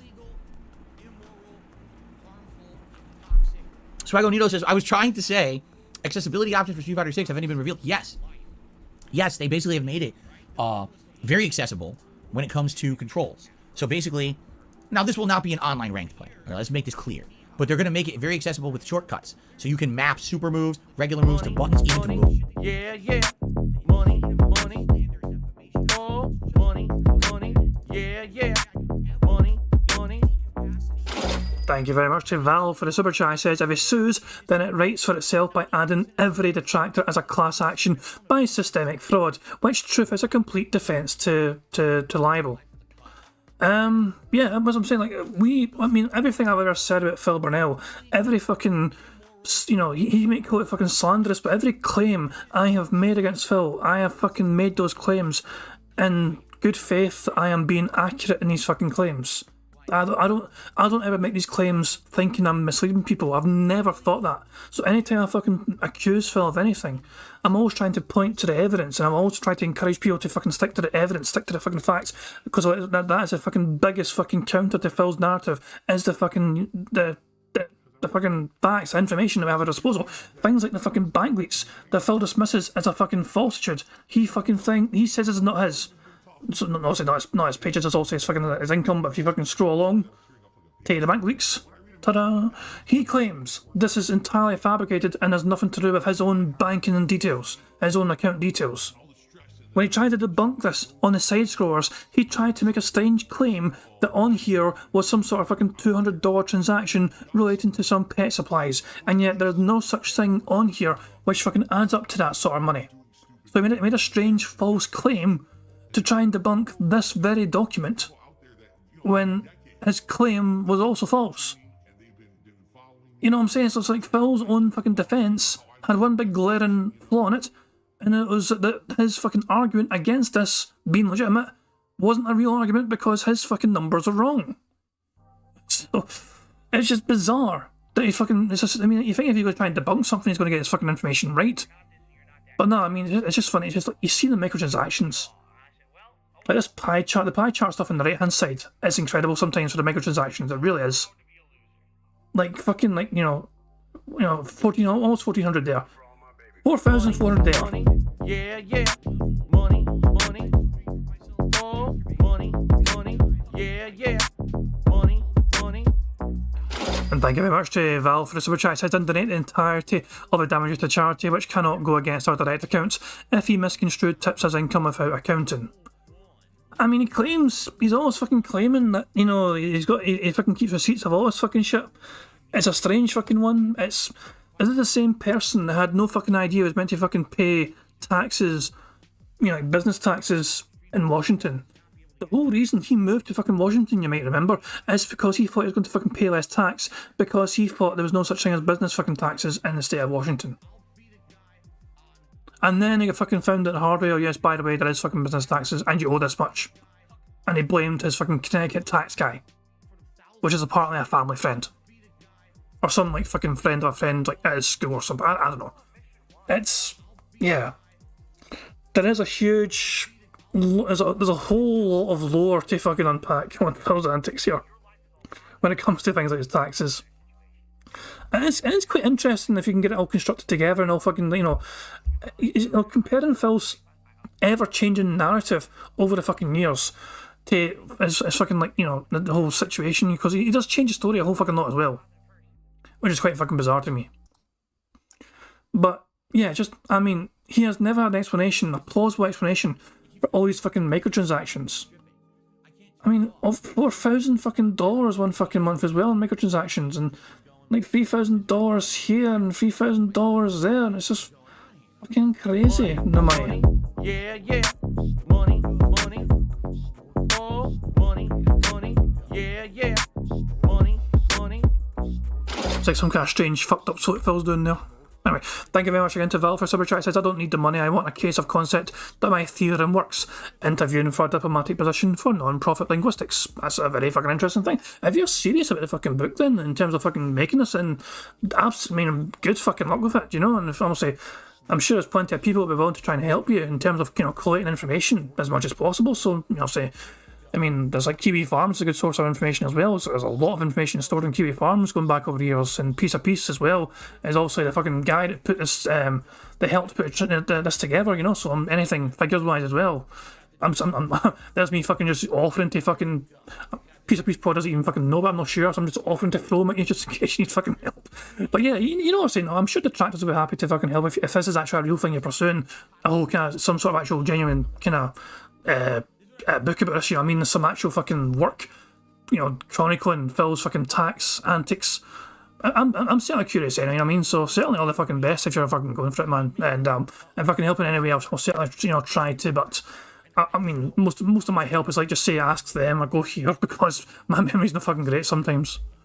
But it certainly sounds like a fascinating thing for sure. Have any been revealed? Yes, they basically have made it very accessible when it comes to controls. So basically, now this will not be an online ranking play. Money, yeah, money, oh, money, yeah, money.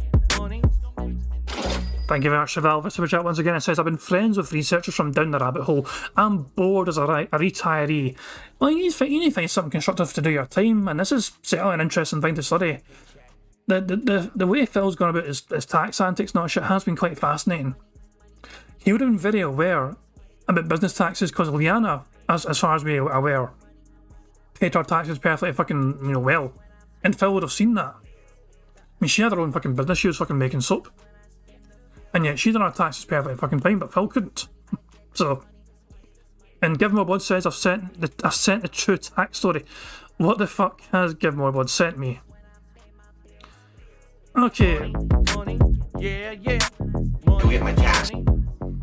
oh, money, yeah, money. And thank you to Val for the super chat. It says, I'll happily hit mission 1 by mocking him. Fucking, it sounds good. It certainly sounds fucking good. What has Give More Blood sent me here? A minute long fucking video.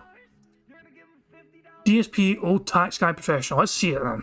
Go get my taxes done, which is going to be pretty interesting this year because, as you know, over the past couple of months, I've basically been employed by like 4 different companies, and I have to figure out how this is going to factor in, especially because most of the companies, including Google, didn't take taxes out of what they paid me, which means I'm going to owe them money, the government that is, and I have no idea how much, so I'm actually going to a tax attorney for the first time in my entire life this afternoon, and we're going to see how this works out, so wish me luck. And how the government is robbing me of over 40% of what I made this year on YouTube for taxes because they're a bunch of fucking criminals. That's money that obviously is already spent. I didn't leave it sitting in the fucking account for 4 months, right? I'm keeping the money. You gotta take them out. Kill them. You need to try to hurt them and kill them as much as possible. Pay for everything if you agree to kill them.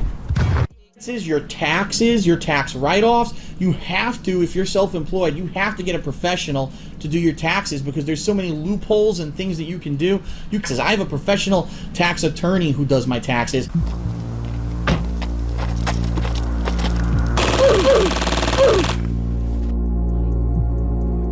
And by the way, that's very expensive.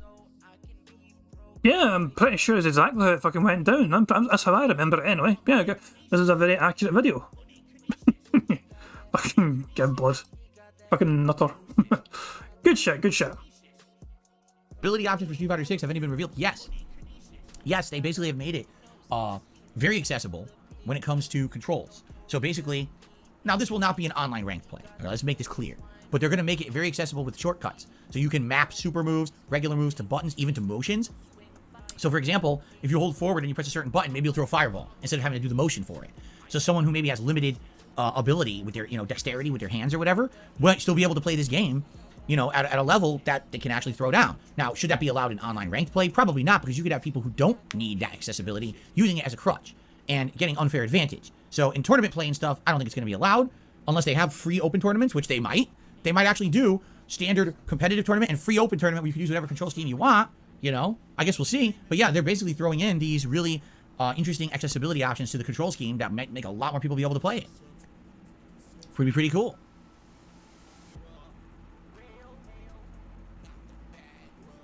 Sarah says, playtime for video games in the summer is almost half of that seen in the winter months, as many people want to spend time outside. Commercial suicide to release a game in the summer. I disagree completely. I do. I disagree absolutely completely. Are you seriously, let's think about this. Are you going to tell me, do you really believe that all MMOs, team-based games, mobile games, do you really think that people stop playing them in the summer? Do you really believe that? It's bullshit. Admittedly, when the weather is warmer, yes, people will tend to do outdoor activities. That doesn't mean they just stop doing everything else. Do you want to know why? The fuck do you know about outdoor activities, Phil, you fucking idiot? You lazy bastard. You're a fucking hermit that stays indoors 6 days a goddamn fucking week. You don't know a goddamn thing about fucking outdoor fucking activities. First drop? Money, yeah, money, oh, money, yeah, money. Thank you very much to Val for super chat. Says, lastly, I live overseas with a permanent tax-free income without any debt. I wouldn't trust Dave to manage a lemonade stand. Lol. I was thinking though, Phil's never had a problem fucking squeezing money from people. His big fucking problem is handling and managing money. Controlling himself, not to impulsively spend it all. Like, he is a danger to himself and his family for how out of control he is with his fucking spending habits. Whether it's fucking WWE champions or fucking whatever, you know what I mean? He got $600 for his fucking birthday. That is like fucking, he averages about fucking $150, between $100 and $200 per day. And he got 3 times that on one big ass birthday stream. So that was a very fucking good day for him, and he should have been fucking okay. But no, as we got towards the end of that fucking week, he's like, guys, support's so down for me. He completely fucking memory hold the fact he got $600 in one fucking day for his birthday. That massive fucking overwhelming support just out the fucking window. And apparently all just like fucking gone, all gone. And it's incredible how poorly he handles his money when it fucking. He needs somebody to actually fucking like be in control of his wallet. Because he cannot be trusted clearly to handle his fucking finances. People will tend to do outdoor activities. That doesn't mean they just stop doing everything else. Do you want to know why the numbers drop? Because there's nothing to do. There's no games. Don't you think that if high-profile games were being released in the summer, then the numbers would go back up? People like to justify shit based off of nonsense. There's a cause and effect. If you don't release games in the summer, there's no games to play. Of course the fucking gameplay numbers are going to go down. Duh. But last time I checked, people don't throw their phones out in July. People don't smash their consoles in August. What are you talking about? Bullshit. That's so funny. Oh my god.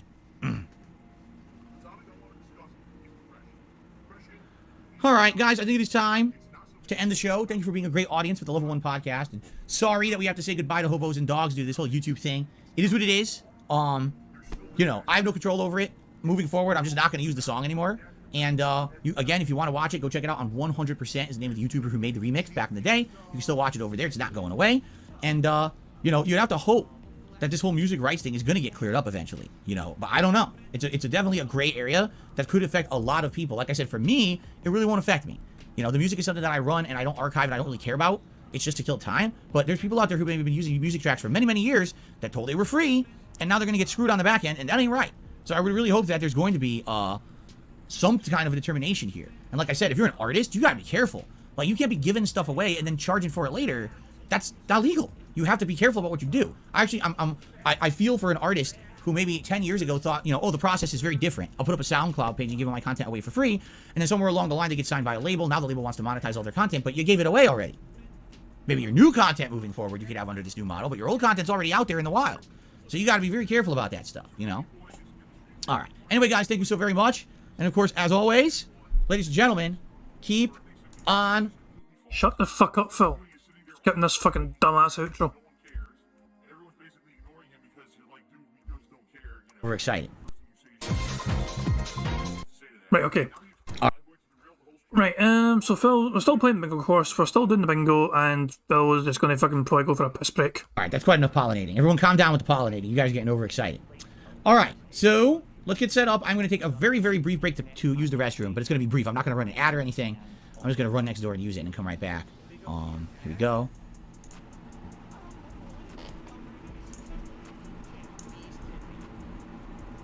Here we go, and here we go. Is that centered? Maybe? Oh, shit.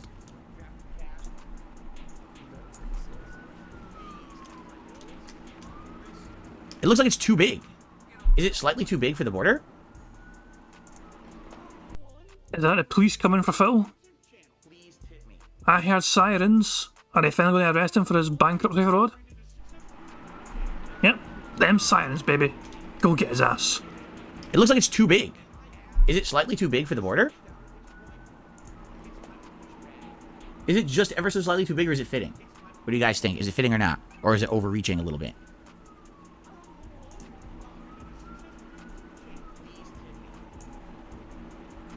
Is that better? Then it's better. Brian saying so he doesn't live that far away from a main road. Phil has complained before about the fucking like streets behind him, the roads behind him, apparently they're very noisy there sometimes. And it fucking annoys him. So even though the area he's in is a little kind of, it's a kind of private area, kind of, you know, it's got its own little secure little area with a gate and all that shit, you know. On the other side of him is another fucking obviously different section which is close to him. And yeah, it's normal kind of main road. They're not too far away at all from it really. So just the sound will travel as well, but yeah. The police will hopefully get his ass. They're coming for you, Phil. You'll never get away with it, Phil. Okay, guys, I'll be right back. I'm just going to mute the mic. I'm going to run next door, use the restroom, come back, and then Silent Hill 3 time, okay? Thanks, I'll be right back. And now we can fast forward, so I'll just fucking hold the right arrow button until Phil gets back from his little piss break. He said it wasn't going to be too long. Well, here we go. Here we go. Let's just watch him fucking waddle back into frame. Now, if he fucking appears on camera and then just disappears again, that means he's closing the door, which means that Cat's home. Let's see what happens. Yep, Cat's home.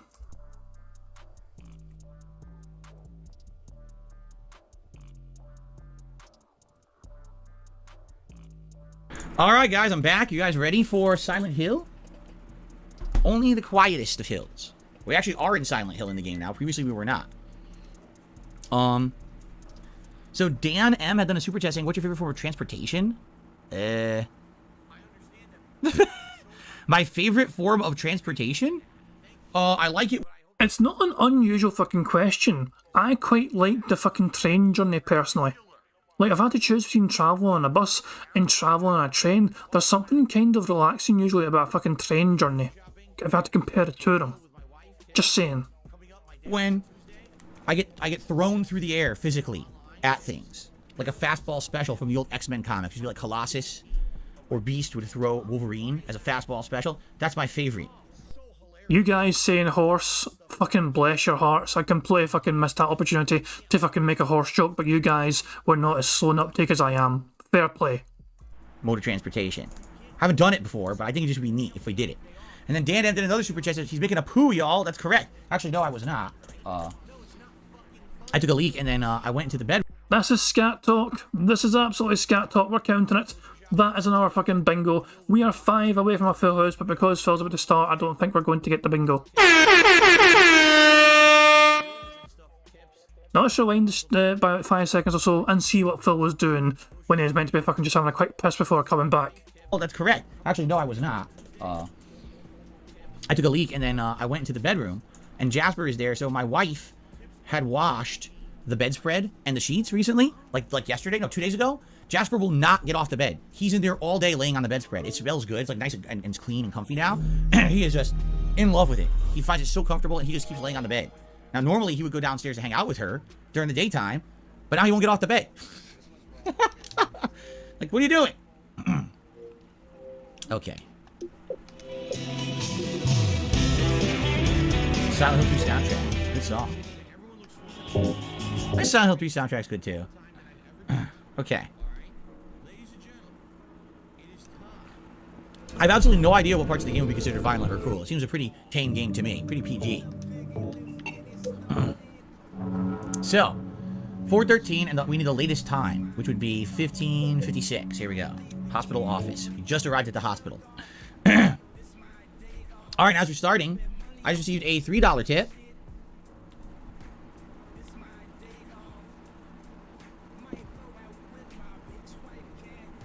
Wrong. Someone tipped me $3 says, I don't know if you knew this. It's not illegal for someone to rescind permission to use their art after a fact unless you have a written contract stating you have permission in perpetuity. It can be taken away at any time for any reason. Except the person still has their SoundCloud page up, giving permissions. You can't have the permissions up and then just immediately take them away. Oh my fucking god, are you still fucking trying to claim your fucking right? I have a SoundCloud page right fucking here, Phil. I have it right fucking here. It says it right fucking here. So, please note, you read the terms and below before using the fucking beats, Phil.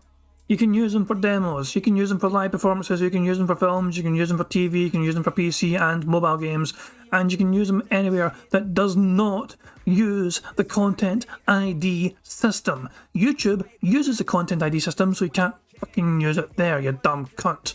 And also you must credit them as the author of the work and link them to the website, which is a 404 page now, so I don't really see the fucking point in that, but still it fucking says it in a fucking profile, and it says it in a fucking disclaimer thing, so you're fucking gonna do what they fucking want, Phil.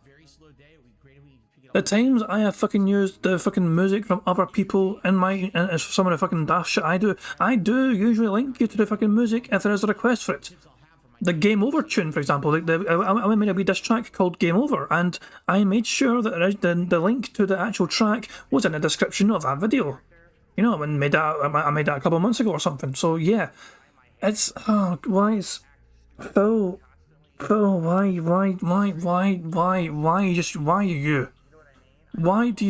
are you being you? Stop being you. You know. It's okay to be wrong. Just shut the fuck up and admit to being wrong. It's okay. There's nothing wrong with you being wrong, Phil, but just own up to it, Phil. You're wrong. God damn it, you're fucking wrong. Own it. That's not right. If they take the SoundCloud page down now and say, okay, only way you can get this music is by licensing it on YouTube, that's legal. You can't give it away over here and then immediately charge for it over here. That's contradictory. That would never hold up in a court of law, just so you know. So I know you probably think that you know better, you don't. But thanks for the $3 tip, anonymous $3 tipper. Okay. Excuse me.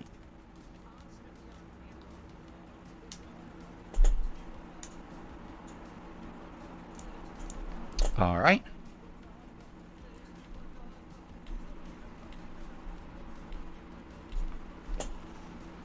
Okay. Are we ready to continue? I hope so. Excuse me. Okay, guys, please remember all the ways that you can support the stream. Simply liking the stream for engagement is a great way. And this is why this bit is unrecorded still, because I can sneak in one more little begment. We hit 100 likes, we do a bubble blow here. Super chats, super stickers, memberships, gifted memberships, and tips. All appreciated. I'm hoping to hit 575 members by the end of today's both streams, so by the end of tonight. And thank you already for your support. Let's keep it going. Thank you, and let's start. Alrighty, everyone, welcome back. Wow! Wow! Do you see the hard work Phil did there? Guys, I don't know if you fucking noticed this, but Phil, this is what sets Phil apart from all these other fucking content creators. I'm gonna fucking show you guys again, right? I'm gonna show you guys, and so I'm gonna have to slow it down, right? We're gonna have to fucking slow this shit down so you guys can see what Phil did there, which fucking separates him from the fucking rest of these other fucking YouTubers that fucking do this shit. Now, you watch this, right?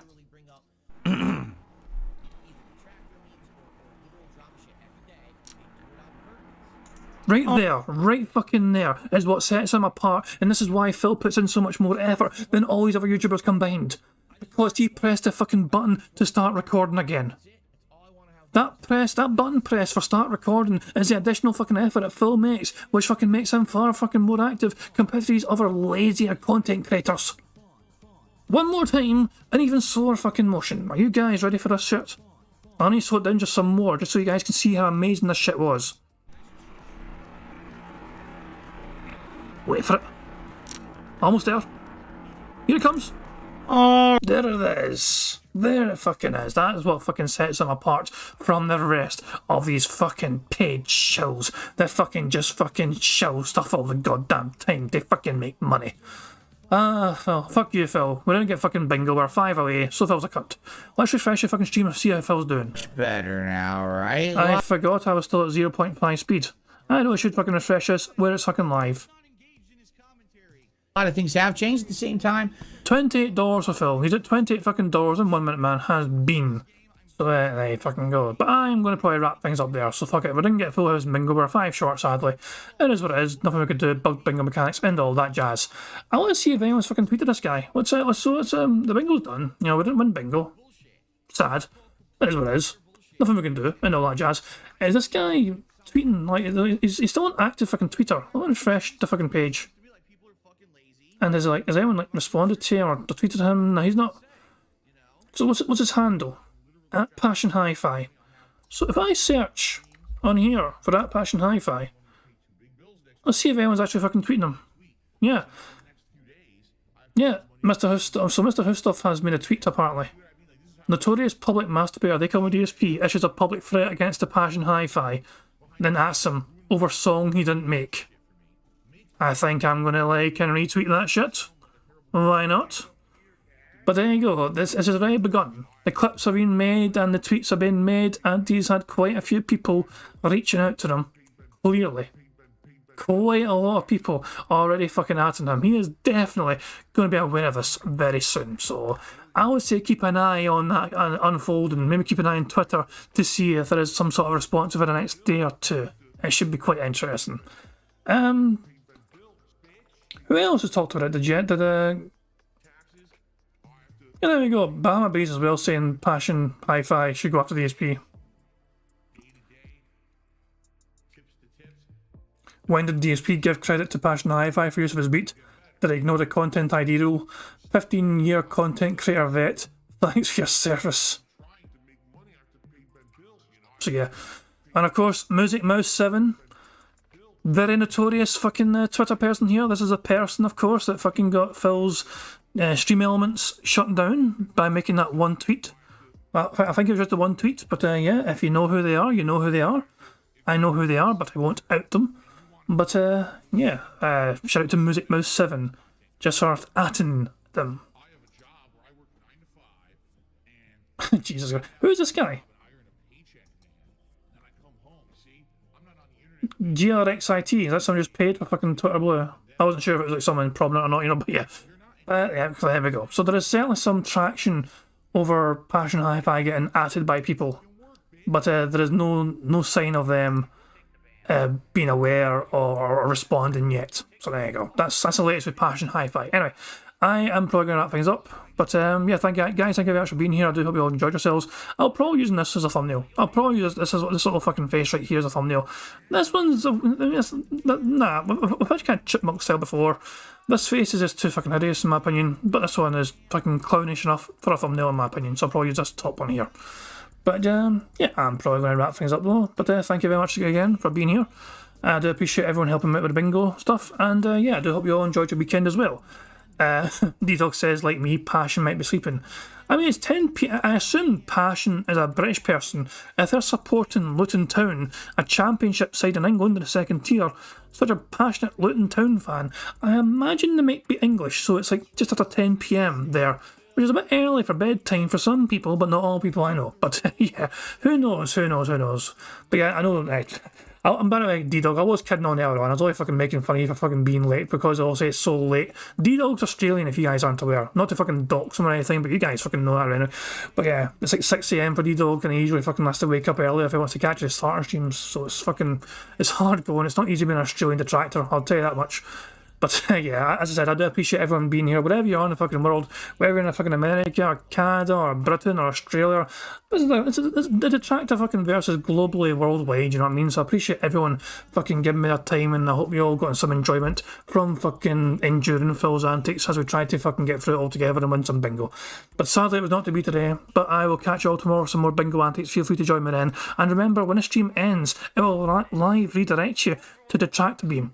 But before that, of course, we're going to end how it always ends by playing the today's PIG contributions made by the excellently talented Pixar Animations. So yeah, guys, I'll be back tomorrow with some more bingo antics. Enjoy the rest of the weekend, and I'll catch you all tomorrow with some more bingo fun and games. Feel free to join me then. But until then, have a good one, guys. I'll catch you all later. Peace out. On September 14th, a pre-authorized payment of $16.51 from PayPal.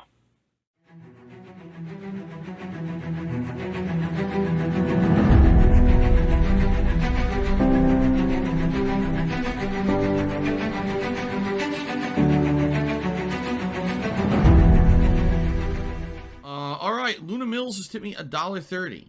It says, "I'm back. What's your favorite type of shower?" When you're showered in money. When you go outside and all of a sudden greenbacks start falling from the sky and you raise your face up, you're like, oh, you start dancing, you go, oh, money, yeah. All right, I don't know what the hell you're talking about, but thank you for the first tip of the day.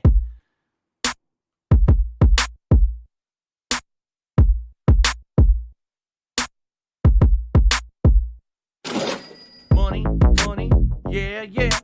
Money, oh, money, yeah. Money, yeah. Money, oh, money, yeah. These contributions are mandatory. Money, yeah. Money, oh, money, yeah. Money, yeah. Money, oh, money, yeah. These contributions are mandatory.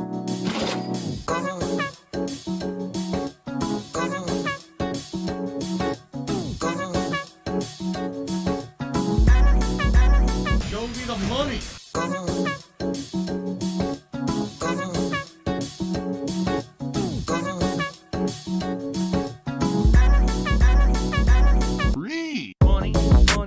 yeah.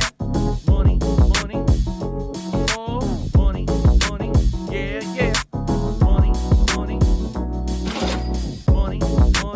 yeah. Money, oh, money, yeah. These contributions are mandatory. And it's gone, just gone like that, in an instant, fucking gone.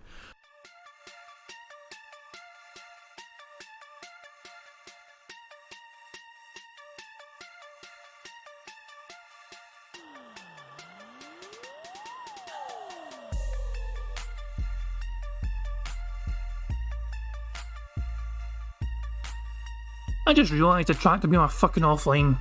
I thought those bastards were staying for the whole fucking... Hold on. I'm going to live redirect to Raven instead.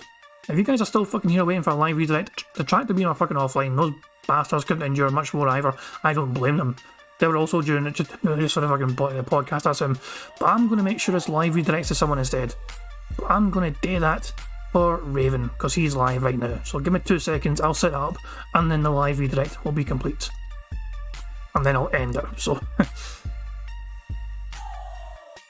This is a problem with me trying to set up a live redirect at a starter stream, because like, You don't know if we're going to fucking stay alive or not. So yeah, there we fucking go. But I'm going to end things now, guys. Thank you once again. I'm going to end things very quickly, and it'll live redirect you to Raven the Dolphin stream. So yeah, catch y'all later.